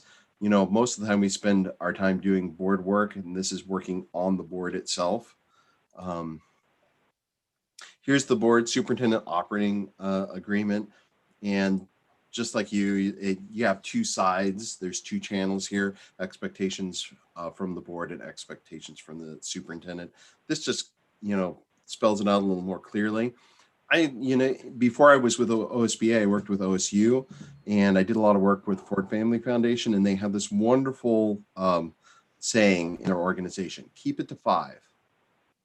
If you can, keep whatever bullet points, keep it to 5, because you can hold 5 bullet points in your head and remember that. And so that's kind of the reasoning behind this document. And this is just examples of things that could be included in this document. So a lot of the things, this is replication of a lot of the information that you already have in your document. Okay. I'm going to skip this exercise because you guys did such a good job on the other one, and I'm just going to jump right into board self-assessment and take a quick look at this, and then we'll get on to some goal setting. So this is the focus framework, and I would just want to draw your attention back to it. We always do. This is from Lighthouse Training back in 2009. If you've been doing school board work for any amount of time, then this should be familiar to you. And you guys have worked with Renee Sessler for some time, I think, so, or at least a bit. And so I know that she put this in front of you. So yeah, this is everything that we do can be shot. Everything that a board does can be shot through the focus framework and the 5 roles of the board. Same with our own self-assessment, you know. And so when we set clear expectation, you know, thinking about what is the impact of the board's performance on the district, and by extension, our children. Learning together as a board, you know, that self-evaluation, it's embedded in policy and professional development, again, in policy. You know, so, you know, board self-assessment is nested right in this. It's probably the closest example of learning together as a team. Creating conditions for success, moving to our end. We have here collaborative governance. It's something that we at OSBA we're really trying to urge boards to work hand in hand with the superintendent and staff, and really get in a situation where we're exercising our governance roles that we're comfortable with, but that there are times when we become students of our superintendent and staff, because they're the experts in education and helping us learn that really detailed information and getting a really clear look at district operations and what's going on with kids. And so that's just a really brief you know, definition of what collaborative governance looks like. If this is something that's interesting to this board, I can come back and talk about that more. We also have the Memorial Scholarship Program, where we do 4 or 6 training sessions with some other ones sprinkled in, just to kind of foster a collaborative governance model in your district. It sounds like there may be some interest around strategic goals and data. That is a really good model for doing a scholarship program. So if that's something that's interesting to this board, be happy to do it. And the best part of it is that at the end, you get a scholarship that the board gets to give out to kids. That's the icing on the cake. I'm actually on a committee right now figuring out how to set up our scholarship for the Corvallis board. Holding the system accountable. How will you know your performance is having an impact? Because we want to know that the work that we're doing as board members has an impact on student outcomes, and building that public will. How are we going to communicate and share the information about the work that the board is doing? Because just tonight, there's information that is worthy of being shared with the public. All those really, when this board celebrated what was going right for this board in the middle of a global pandemic, that's definitely newsworthy, worthy of going in social media, and worthy of being shared in your civic organizations. So you guys are doing good work in things that can be shared. Okay, so the whole point of this slide is to just remind you that those 5 roles of the board have been shown at least through 2, not experiments, but they're observational studies, that boards that are successful in exhibiting the behaviors in these 5 roles have impacts on student outcomes. And that's the whole basis for the board self-assessment that the board took. And I'm not going to go into this anymore. You know how this was structured. I talked to you about this in October. So this is your report that you got. And as was mentioned earlier at the beginning of our time, the board, has struggled with communication, advocacy, and communication. So you're already aware of that, but it shows up in the data as well. And you're strongest around accountability, or you rate yourself strongest around accountability. So when we think about goals, we try to avoid a deficit-based model where we look at just, oh, these are the things that you're weak in, and we're just going to work on that. We work in both channels. We of course, we always have things to work on and grow in, but how do we also leverage our strengths? So when we're thinking about goal setting, how do we leverage what we do well already? So goal setting, this is my transition slide here. So we had some confusion earlier about what do we mean by goals, because we use goals a lot in education and education organizations. So district goals, these are the big overall strategic ones, what we were talking about a little bit earlier. So these are going to be determined collaboratively by your staff and with the board, hopefully. So that should be a collaborative process. It's often takes time. I remember on the Corvallis board, it took us 18 months to solidify our strategic goals. It takes a long time. It takes public input, multiple stakeholders. It's a lot of work to do. It's good work. It's really important because it has cascading effects downward through the organization. It identifies strategies and action. This is getting more into that strategic plan territory. Strategies may be something that the district staff will collaborate with the board and have conversations. But once we start talking about actions, that's operations, and that is the realm of the superintendent. Indicates, measures, you have indicators tied to these things. So the work that we're going to do. And you don't have to take a lot of notes. I'm going to send you this slide deck. I see people looking down and writing. Take your notes, but I'm going to give you the slide deck and it'll have notes in it too. Yeah, and when we have goals, we want to include timelines. We want to have aspirational goals. We want those intermediate goals, those SMART goals. And yes, indeed, that district goals are board adopted. It's something that we all own in the organization. Okay, superintendent goals. So this is a completely different class of things, but they're related. So this is something, and it's tied to the board, the superintendent evaluation, and it's identified in the beginning of the process between the board and the superintendent. It's something that we pull out, but these will also be, can also be professional goals for the superintendent. Maybe some of them are process as well. Whatever the superintendent and the board collectively come together around where growth is needed. Again, you need to have measures for monitoring process.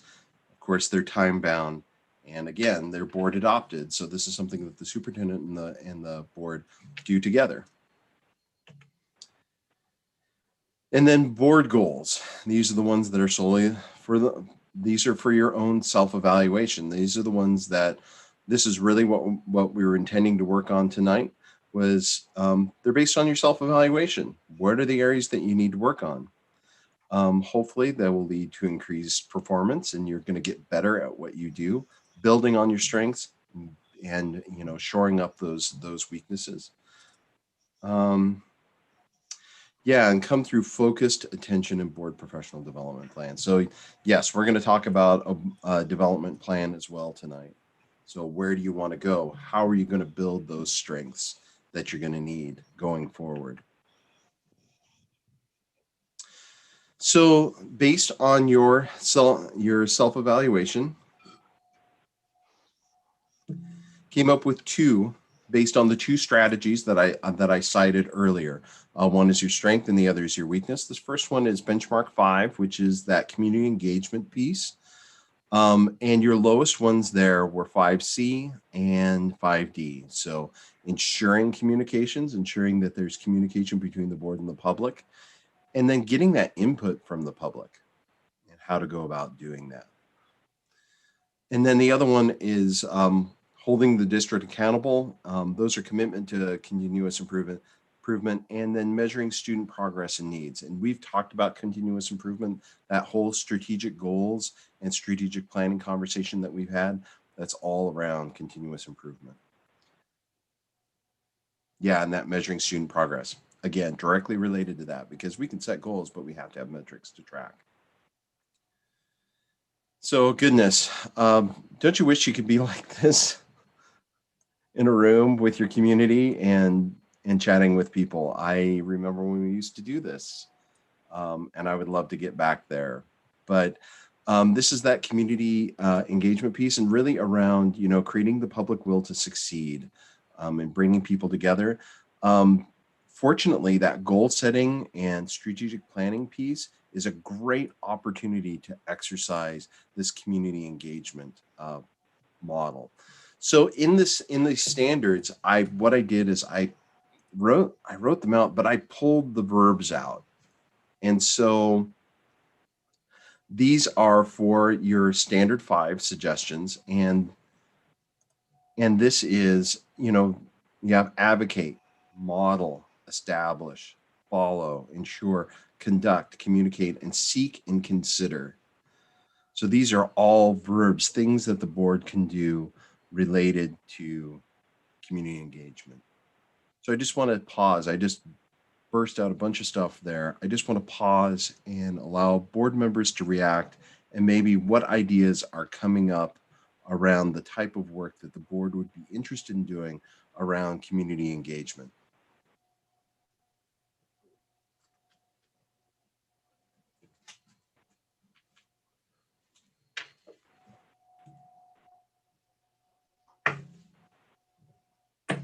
I'm looking for thoughts from board members about what type of work you would like to do, like over the next 12 months around community engagement. Just thoughts and ideas. There are no wrong answers here. We're just trying to get some raw material to start building out what your development goals will look like. Mrs. Heidi, I thought that some of the most effective work we did this before COVID was when we met with the community when we were starting to form, what's the acronym, SIS or ISS or what was it? SIA. Yeah, SI, thank you. Yeah. That was by far the most effective community engagement we've had in a long time. And I think that's because we had certain members of our staff reach out to our communities that aren't heard much, people that don't speak English. And we had translators there and, getting kind of our staff just to reach out and put it out there. Yeah, and I want to build on that for just a second, Heidi, because you're absolutely right. And I set it up so that a board member would be at each table with different people so that they could be real interaction. It was very, very powerful. And yeah, I think when we talk about the word communication, we have to think about to who, with who, for who, because we have multiple audiences. Like the website is a wonderful project and very much needed, but less than 20% of our parents use it. It's more like 10%. I mean, it's a place that they go rarely for information, but it has it's taken on a life of its own as being something that it's important to all people, and it's not. And the other modes of communication that our families need that don't use the internet very well or choose not to is something entirely different that's not on anybody's radar screen, and that's where we've been doing a lot of work. But I think that it's the strategic planning meetings and community engagement meetings where we learn about those things, and then that informs not only our own thinking about what all students mean in the district, but it also helps us form our goals and align our resources to support those goals. Excuse me. So I just want to make a comment too on that. About, I don't know, like 12 years ago, I was asked how to get our Hispanic population involved, and perhaps it's a little twist here, but I just like, if we can hold more activities, well, right now we can't, but like in the future, and at the same time we can participate, I think that people get to know us better. And I know because when my kids were in the school, since they participated in a lot of sports and other activities, I was always there. And I mean, that's how I got to know lots of parents and kids. So I think activities together, parents will come and will indirectly be in touch with them.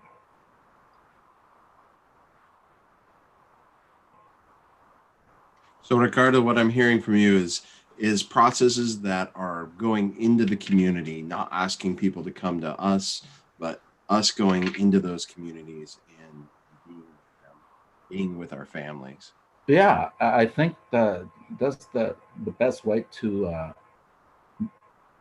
build bridges in between the community and us, and even with the school staff, and I think that once you have that, people will have it, they will feel like they are there. But we have to involve our kids. We have to create activities where, because I feel like sports are perhaps taken the most, and I'm not trying to say that we should have less sports, but I'm saying like most of the time it's just a small pool of kids that are involved in the sports. So there's a lot of other kids that they're not being part of that, and I think we need to create activities so that we can bring those kids, and so we can bring those parents with the kids into the school, and so they would have more access to us or to the school teachers and staff and everyone else, and that will, I think, actually be helpful. Just jotting some notes here.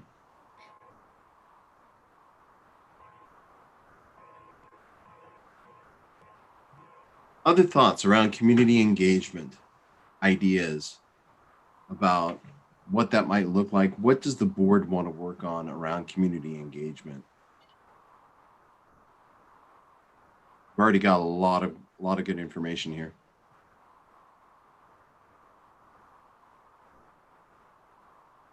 And while we're waiting, we have a new colleague in board development at OSBA, Janet Avila Medina, that is community engagement is her key strength. And so if that was something that this board was interested in doing, be happy to bring her alongside and help guide us in that work.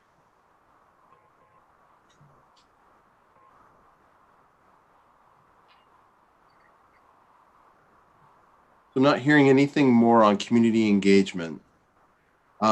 This is a tough topic, and every board is struggling with this.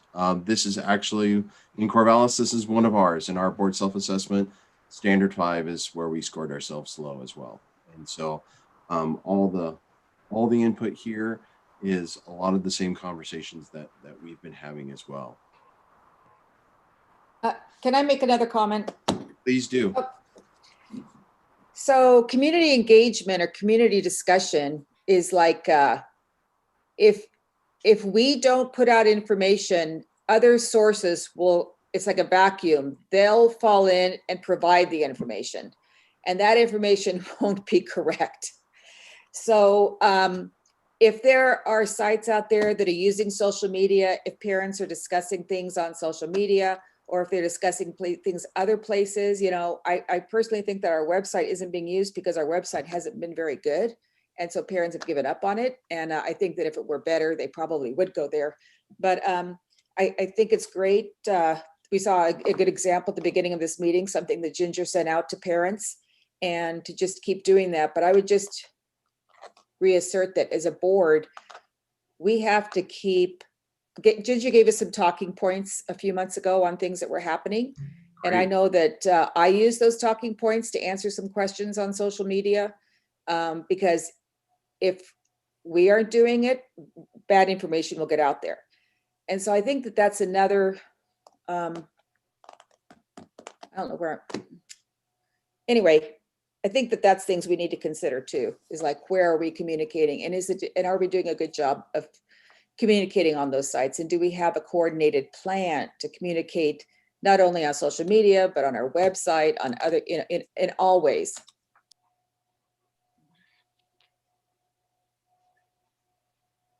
Jotting notes again. Ironically, I do have the sample new website to show you guys. I just didn't want to interfere with this at the time and bring it to you later. I'll put a link into it, in an email for you to look at when I send you the superintendent evaluation standards to review. You can see them both at the same time.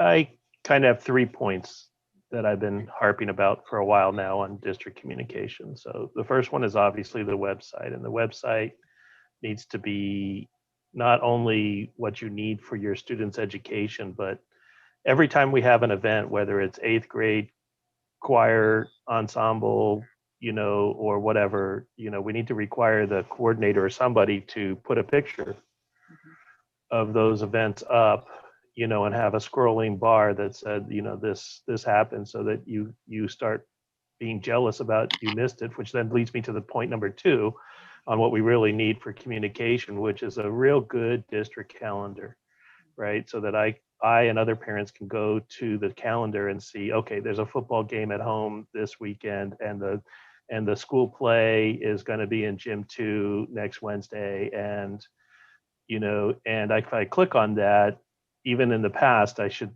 get a picture of the school play, what one picture that the teacher or somebody is obligated to kind of put that there. And my third item is fairly recent, because I just found out recently that we actually don't have one. And that is, I think the high school really needs a journalism class that puts out a 1-sheet newspaper, even if it's once a month. We haven't had a journalism class for 15 years. I think we need kid journalism. I think the only way to combat some of what the adults are saying in social media is to have kids saying what's going on in school and have it part of their credit mastery. And journalism is a critical, as we know at the federal level, is critical in what happens, and that's a good skill to learn. And I would love to bring back kids reporting what's going on at our school district, even if it is just one page, right?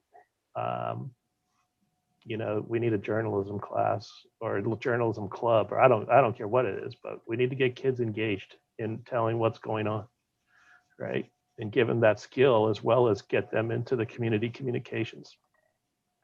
Done. Bill, I always love it when I hear about elevating student voice. That's exactly what you're talking about. That's great. Any other thoughts on communication?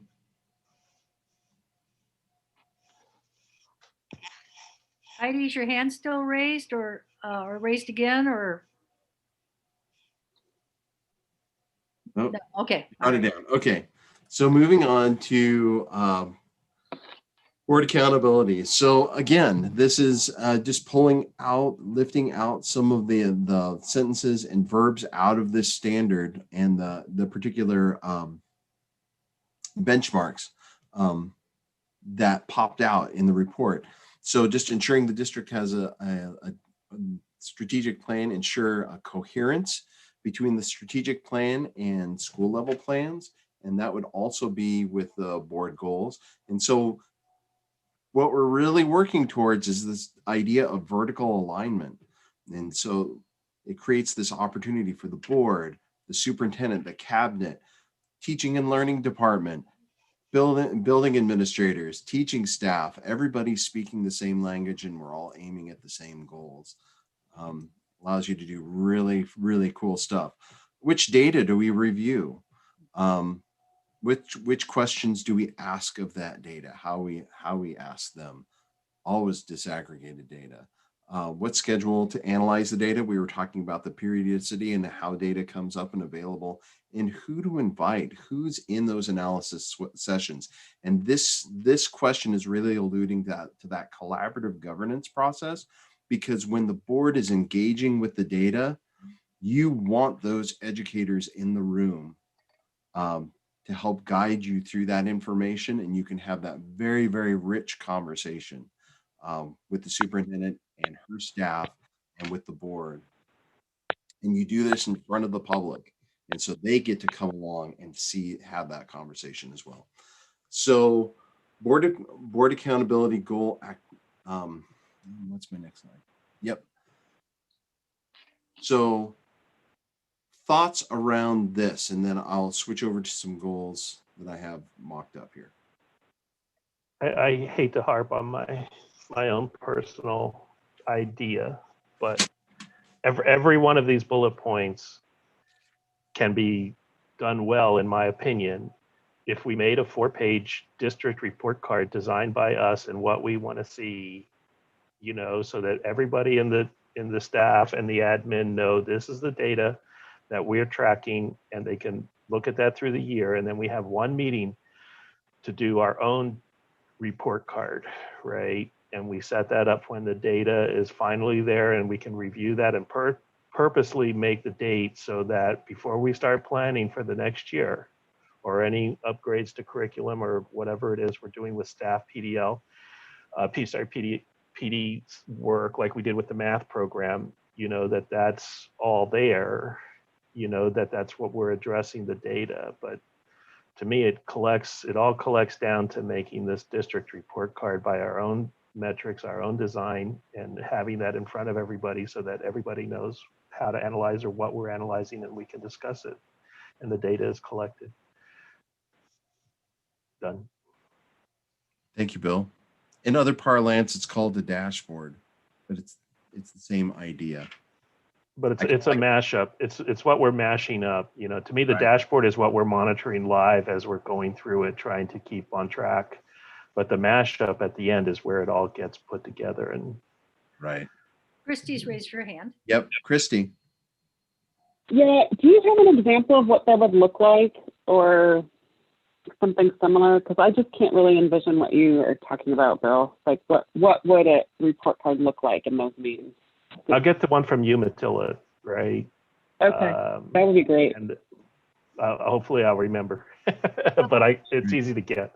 Christy, Right. it's measures that the state doesn't measure. It's things that you're working on. Maybe you're trying to increase the number of students who join the bilingual teacher education cohort. State doesn't measure that. Yeah. Or you're wanting to measure the number of supports that are available to families for mental health, and you want to see those increasing, and the number of opportunities for students to learn about them or access them increase quarterly, kind of thing. Or demographic breakdown of students who are not passing math classes, and responses to interventions for students and which ones are having the most impact. And then, those are the kinds of things that you can create your own report card with that are really good for the community to see the growth that you're making based on the goals that you set. The state doesn't report those. So the other thing on the positive side, again, putting it on the high school, is I would like to see the disaggregate data of English language learners and Hispanic kids in our AP classes or our advanced, we don't do AP classes, but in our dual credit classes and in our higher end classes, and kind of gives the metric to teachers that we're looking for diversity and that all our population is represented in our higher end classes. Yeah. So to follow up on that a little bit, I like that idea of having specific metrics or whatever that we define, but I think when we do that, we should also really consider what is it going to take to give us those metrics? Like who are we asking to do the work to bring that to us, and how much time is it going to take for that to get assessed and report back to us? And so that it's not just like this unreasonable thing of, I want this data now and let's do it, but like, let's set a plan to how can we assess this? How often do we need to get those numbers, and who's actually going to be putting the legwork in to do that? As long as we keep that in mind, then I'm okay with that kind of approach. But I want to make sure that we're not just adding on numbers to add on numbers. And that's my point of making a template design, like not just saying somebody create a report card, but actually making a template first that staff, teachers, admin, board all agree to this template. It might take us a year to make the template. And then once we all agree to that, then it starts functioning. And that means that each box has an assigned owner, not a name, but in position.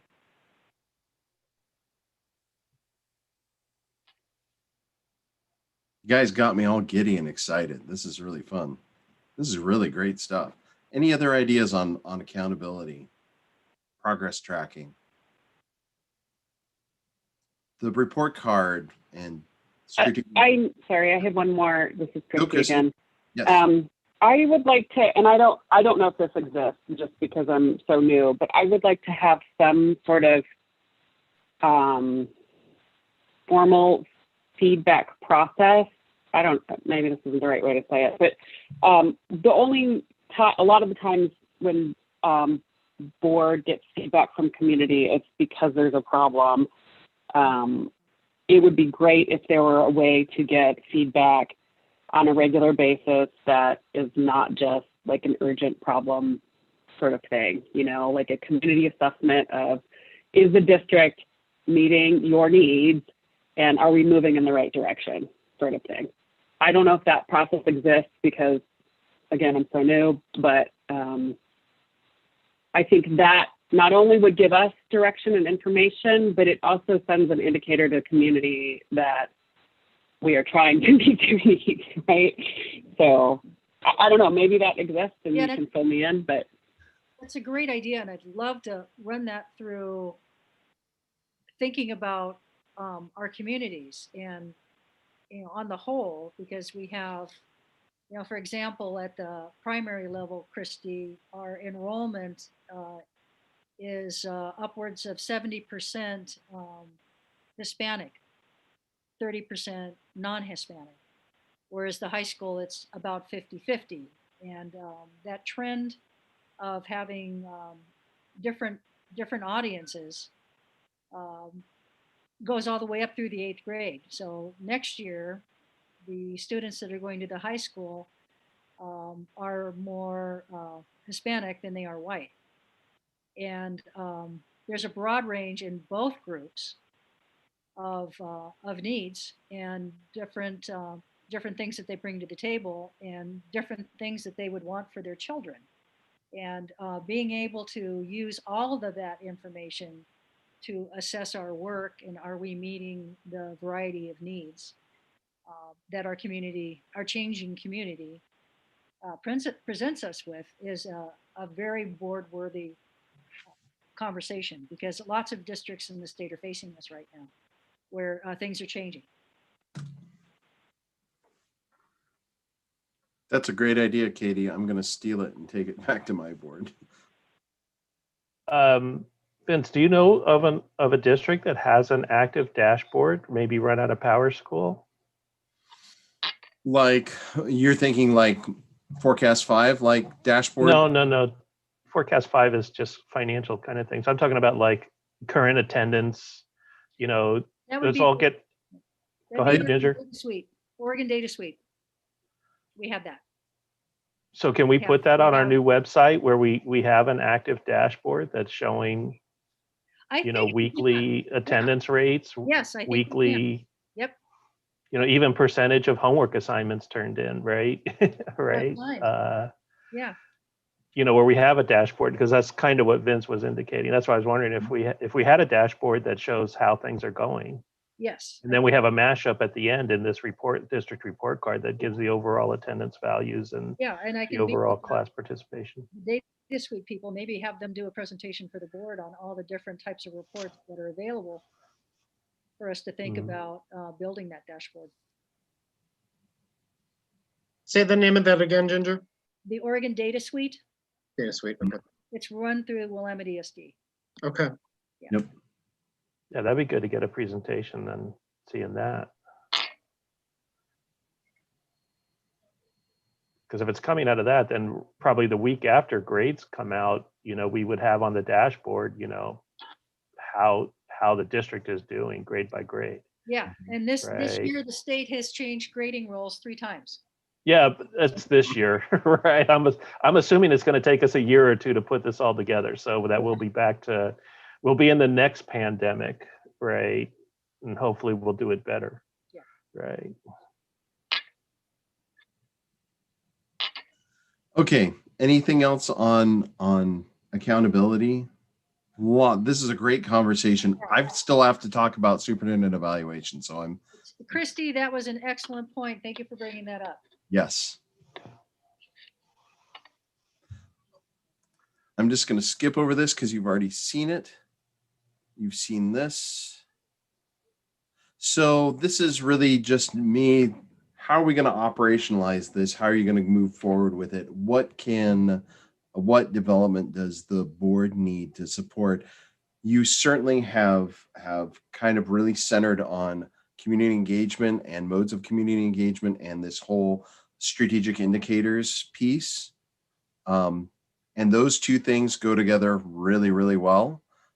These are things that require doing the strategic planning process requires community engagement. So it's a great way to skill up in that space.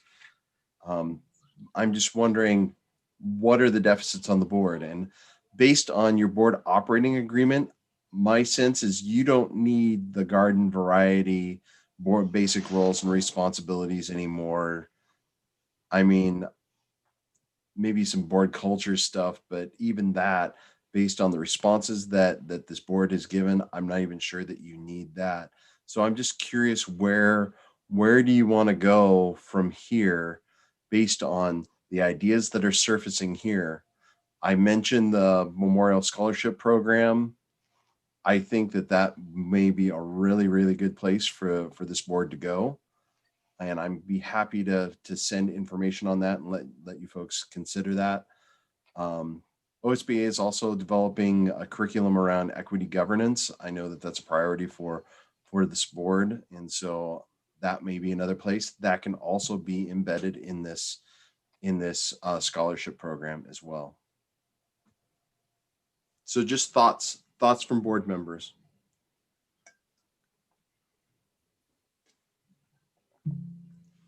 Maybe one of the things, we've got some questions on parliamentary procedure. Would you like some training on parliamentary procedure? I can't see everybody. This is nuts and bolts. Not my number one thing, but I'm into it at the state and local levels all around. So I get a lot of this already. So Yeah. I let others speak for what they feel they need.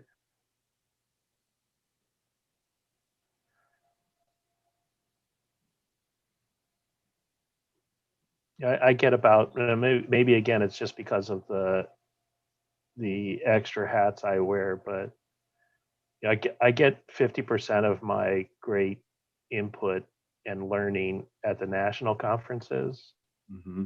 And I don't think anybody has gone to a national conference besides me.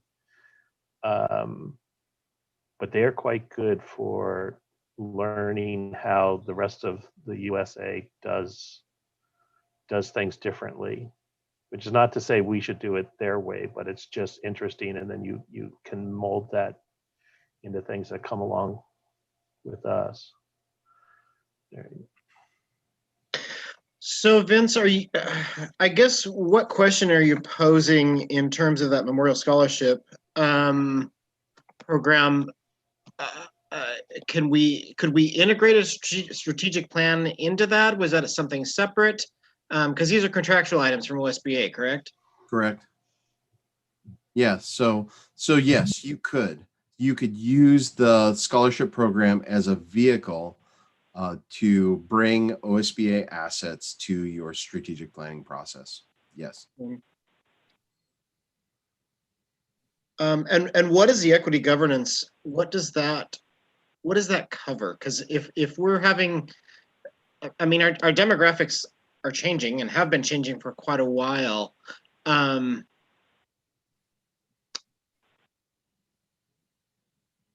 guess what kind of parameters does that cover then? So it's really starting to ease into equity, understanding equity, and then also how to operationalize it is really the big piece to that. So taking what the board does, shot through the 5 roles of the board, and how do we operationalize an equity agenda? If we're really going to be forthright and do this work, how do we actually create change in the system?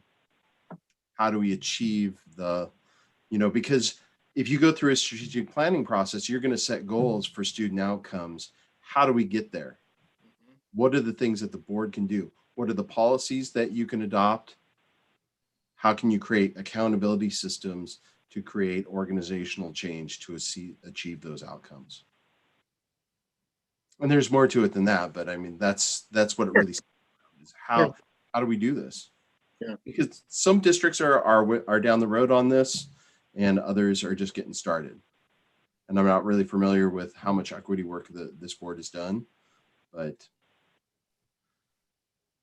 yeah, OSBA admittedly is a little late to the game in supporting school boards and doing this work. And so we're developing this content right now.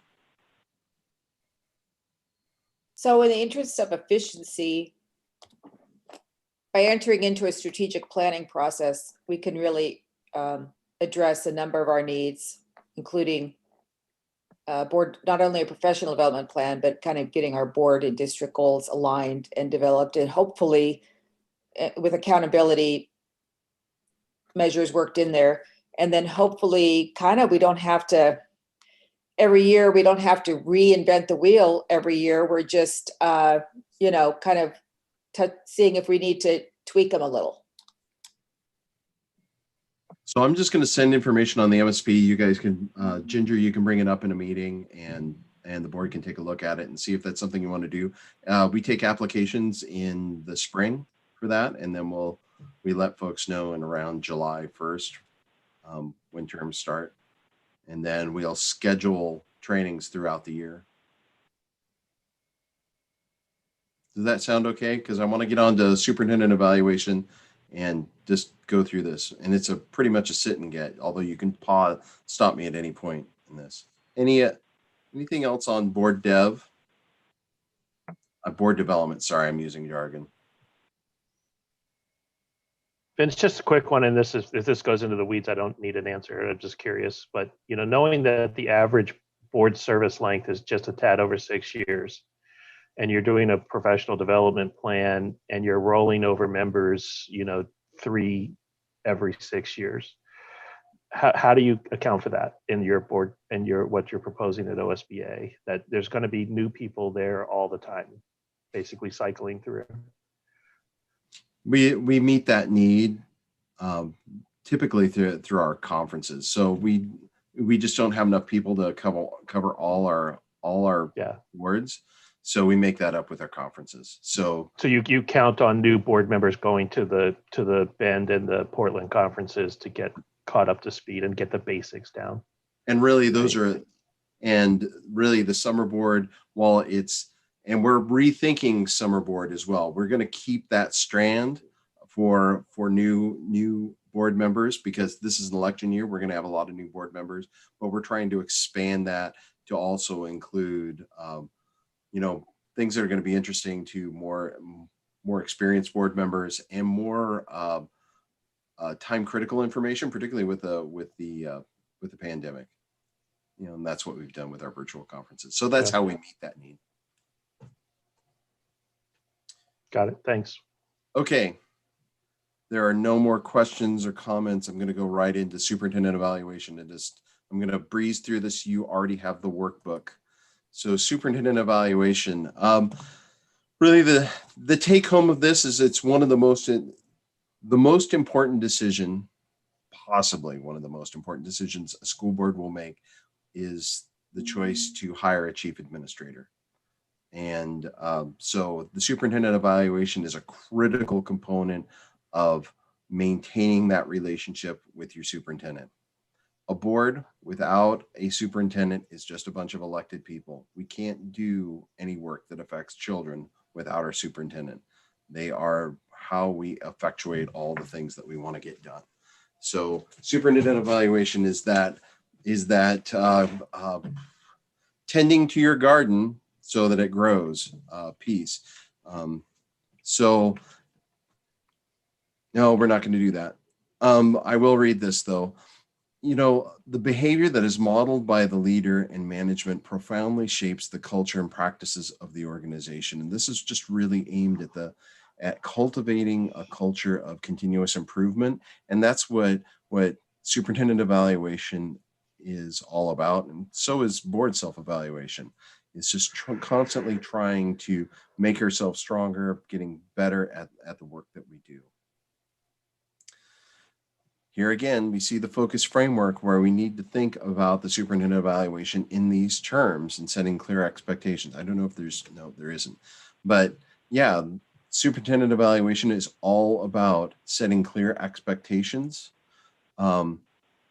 It's also about learning and as we think about this process, how is the board going to learn the information it needs to make a true and authentic evaluation of the superintendent's of performance? How do we create the conditions for the success of our chief administrator?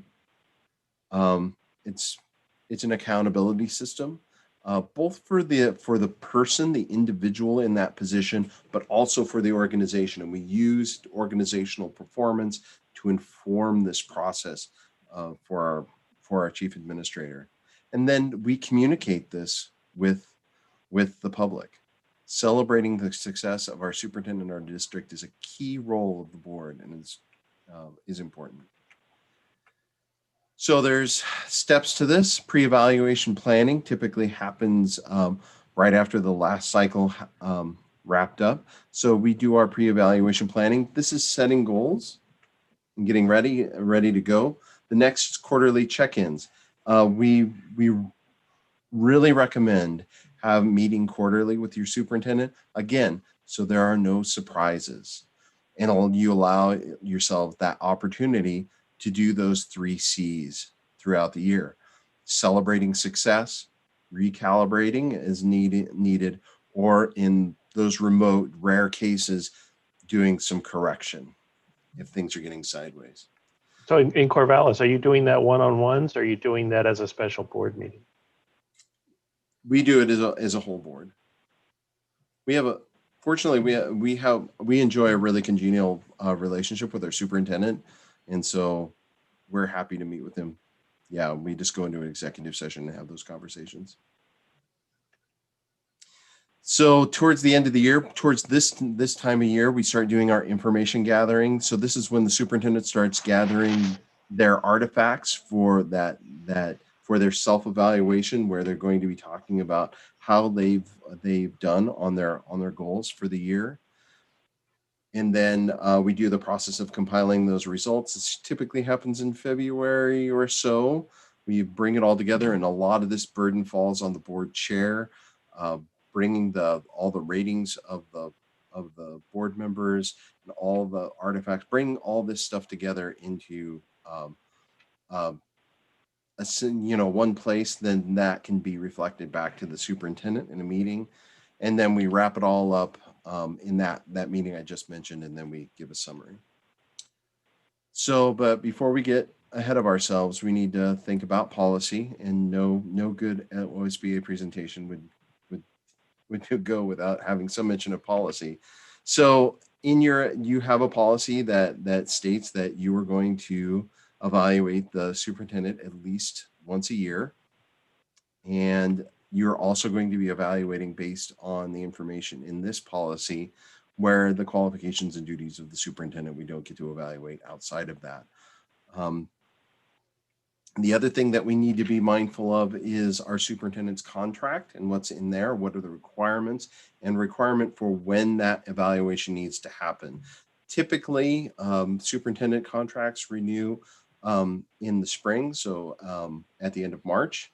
And so we want to wrap this process up in March. I don't know when Ginger's contract renews, but I'm sure that you guys do, and she's helping with that. So we just need to be mindful of the calendar.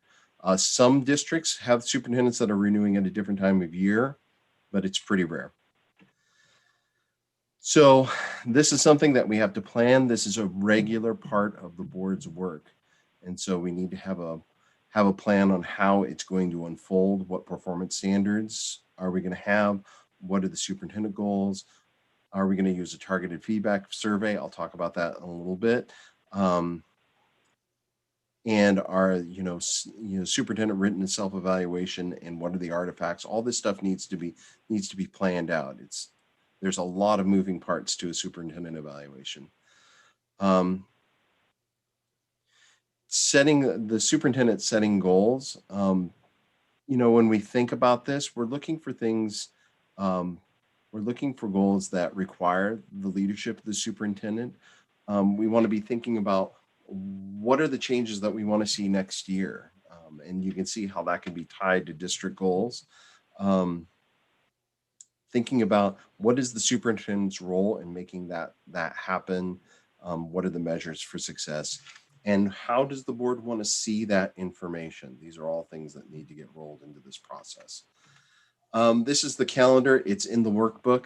I forget which page, but this kind of lays out how this goes. So the top line is kind of the rest of the year when we're doing our work in the school year. And that's when we're doing our quarterly check-ins and things like that. It's in this time of, in January, February, and March when we're pulling all these things together, and then we need to be done around April. This is all repeat of stuff I've already said. So I don't know what method which book or superintendent evaluation framework that you've been using in the past, but the one that I'm drawing from is one that was released in June of last year now. And so the standards have changed somewhat, and that's because they pulled in national evaluation standards from, it's in the book. I forget which ones they come from, but they recalibrated all the standards to be more aligned with national standards. But this should look fairly familiar. So there's going to be standards that you're going to rate, and you're going to rate them 1 to 4. The scoring is about the same. So it's not a really big change, and these are the standards.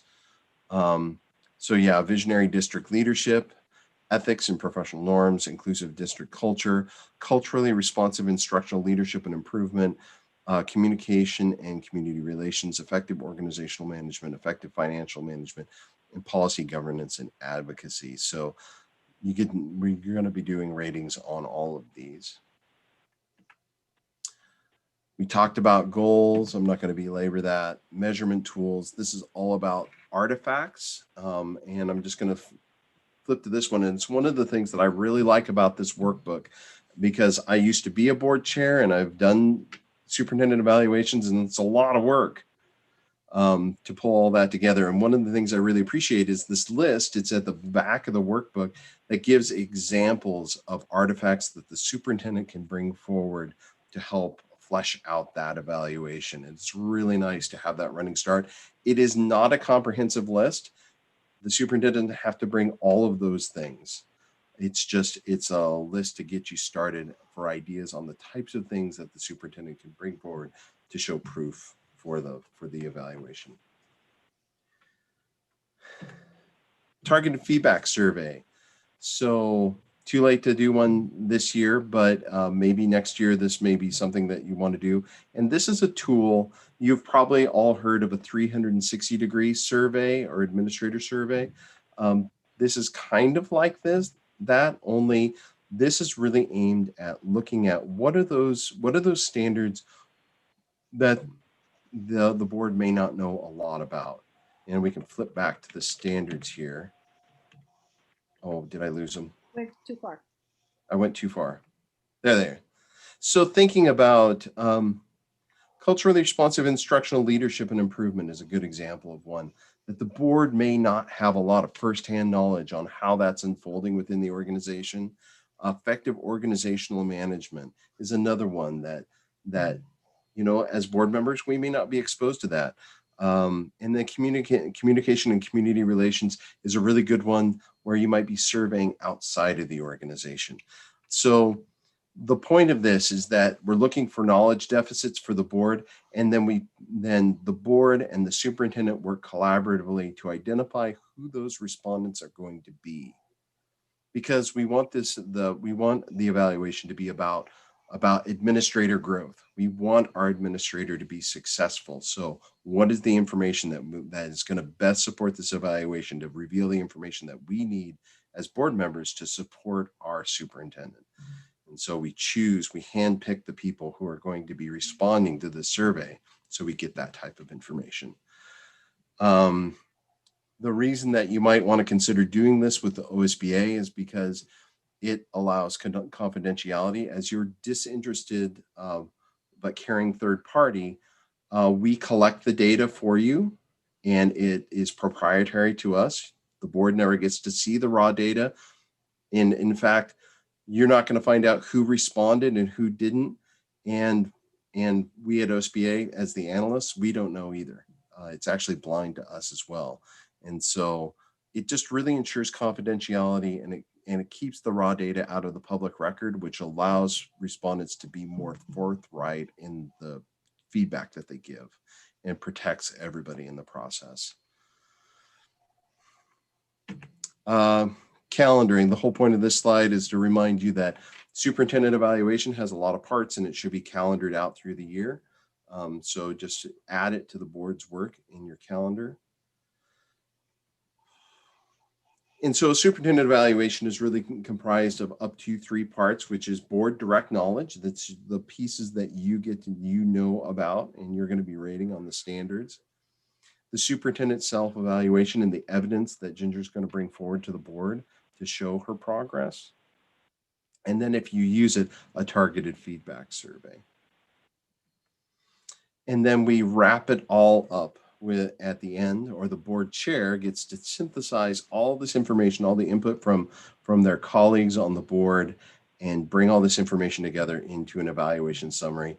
Thank goodness that in the workbook they have a template to get you started on that, because that is a really challenging document to pull together.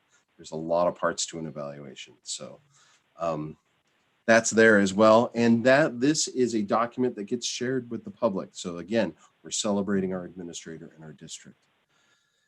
But I don't want you to forget that there should be no surprises in this process, and that we're always trying to promote the growth of our administrator, and that we want to strengthen our relationship with our administrator. So I urge you, go ahead, take a look at the superintendent evaluation workbook, look through it.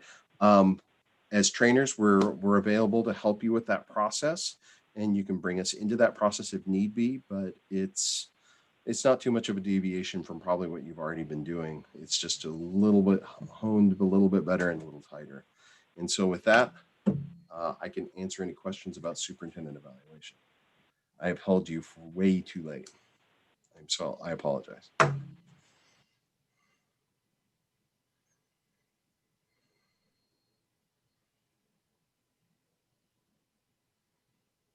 Our soup's retired, so it's all good.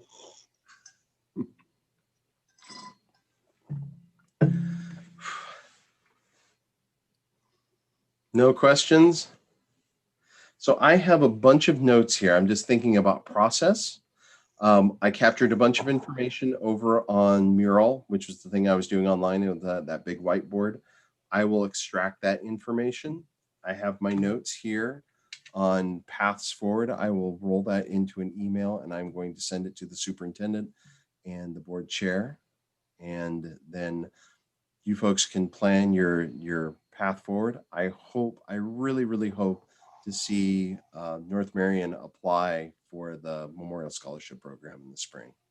I think you guys are a really strong candidate. This is a really strong board. This is a good board.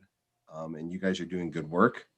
And you're kind of poised from that doing good to going to great. I could see this board being a leader in the state. So I could see you guys presenting it at conference. I would love to see that. So if there's nothing else, is there anything more I can be of service? Thank you, Vince. This is. Yeah, thank you, Vince. I really appreciate it. I really appreciate you taking the time, going through a voluminous amount of information and hitting us with a lot of it, but that's okay. I'm sorry. No, that's good. Actually, it was good. It was, we've got board members at various stages of their career as being a board member. And so it's good refresher, but it's also good to clarify and as with everything else, it's kind of sometimes nice to not be putting out fires at a board meeting. And I don't mean that in a bad way, but dealing with, all of the things with the pandemic, the meetings have been, very full of just managing and just, operationally how things are unfolding and how things are being planned for. So sometimes it's nice to have something that's much more even keeled. Good. So, Good. I'm glad that I could be a little boring. No, not boring, but it's like it's much more board business versus some of the, like I said, I say putting out fires, and I don't mean that derogatory, but everybody's, our staff is just working ragged to try and make sure that they're following guidances and coming up with plans and meeting guideline or deadlines, and so yeah. Well, you're doing great work. And always know that, my contact information is on the screen right now, including my cell phone number. So us folks here at OSBA and trainers, we're here for you. So if you ever are having trouble, if you have just a question, feel free to pick up the phone or shoot us an email. We're just a click away.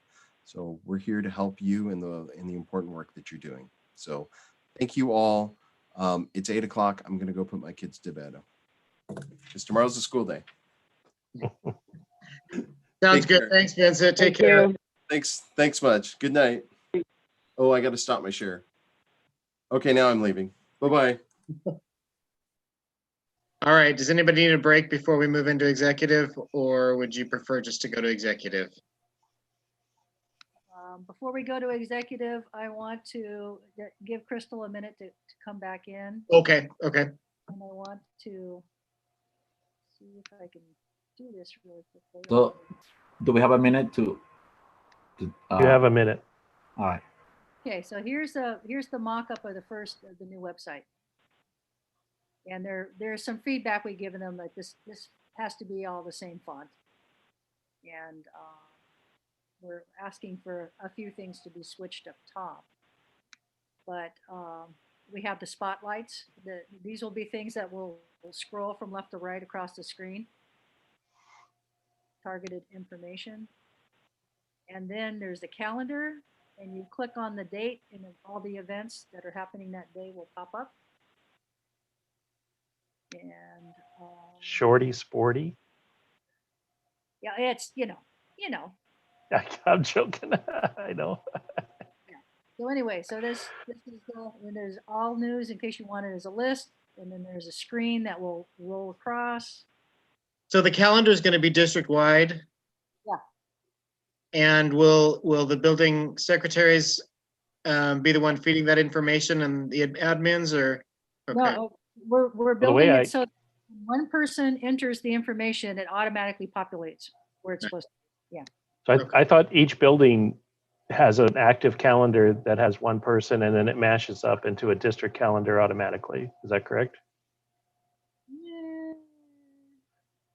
No, Okay. I mean, they try, but sometimes it doesn't because they use FMX, Okay. which is our. Well, most of the main- time it works then. Right. Not accurate. Okay, Crystal's here. This is a really shallow comment, but are we gonna try and make the colors more husky green Yes, yes. and we've the given school them- colors? Yeah, they had a gray, well, it was the wrong gray, and the green is, and they had another green color we didn't like at all. So, yeah, we're working on that. Heidi, I'm glad you said that because I was thinking the same thing. So anyways, this is the mock-up, and it has the calendar on the front page. So, yeah. Okay. You know, well, one thing about the old website was I really loved the fact that we had real student photos and real photos that were our campus, as opposed to stock photos. oh, But yeah. they weren't up, I mean, they had kids, sixth grade kids that had graduated, 5 years ago. I mean, Yeah, they were so old, the pictures, so. yeah, that's the thing is when we do this, it's not a matter of just getting the website done. It's assigning staff, hiring staff, paying them to do this work. It's their assignment. And they have to do it all the time. And that's just not what, people are saying, well, how do I do that when I'm doing all my other work? So that's what we're working through right now. It's not just the website, it's the plan to use it as a resource and a communication tool and to continually update it. And that will be assigned work. When we go into executive session, are we going to just keep this meeting going, or are we signing out and going into a different meeting? The recording of the meeting will stop when we go into executive session. Okay. All right, so are we ready with that? And I'll read the disclosure. So we will now enter. Glenn, I'm sorry. Go ahead. I noticed that we have somebody on this call who would not normally be on executive session. Well, anyone who shouldn't be on the call, so that would be, if you're a non-board member, you will have to exit the meeting. Thank you, Heidi. Greg Patton is going to end the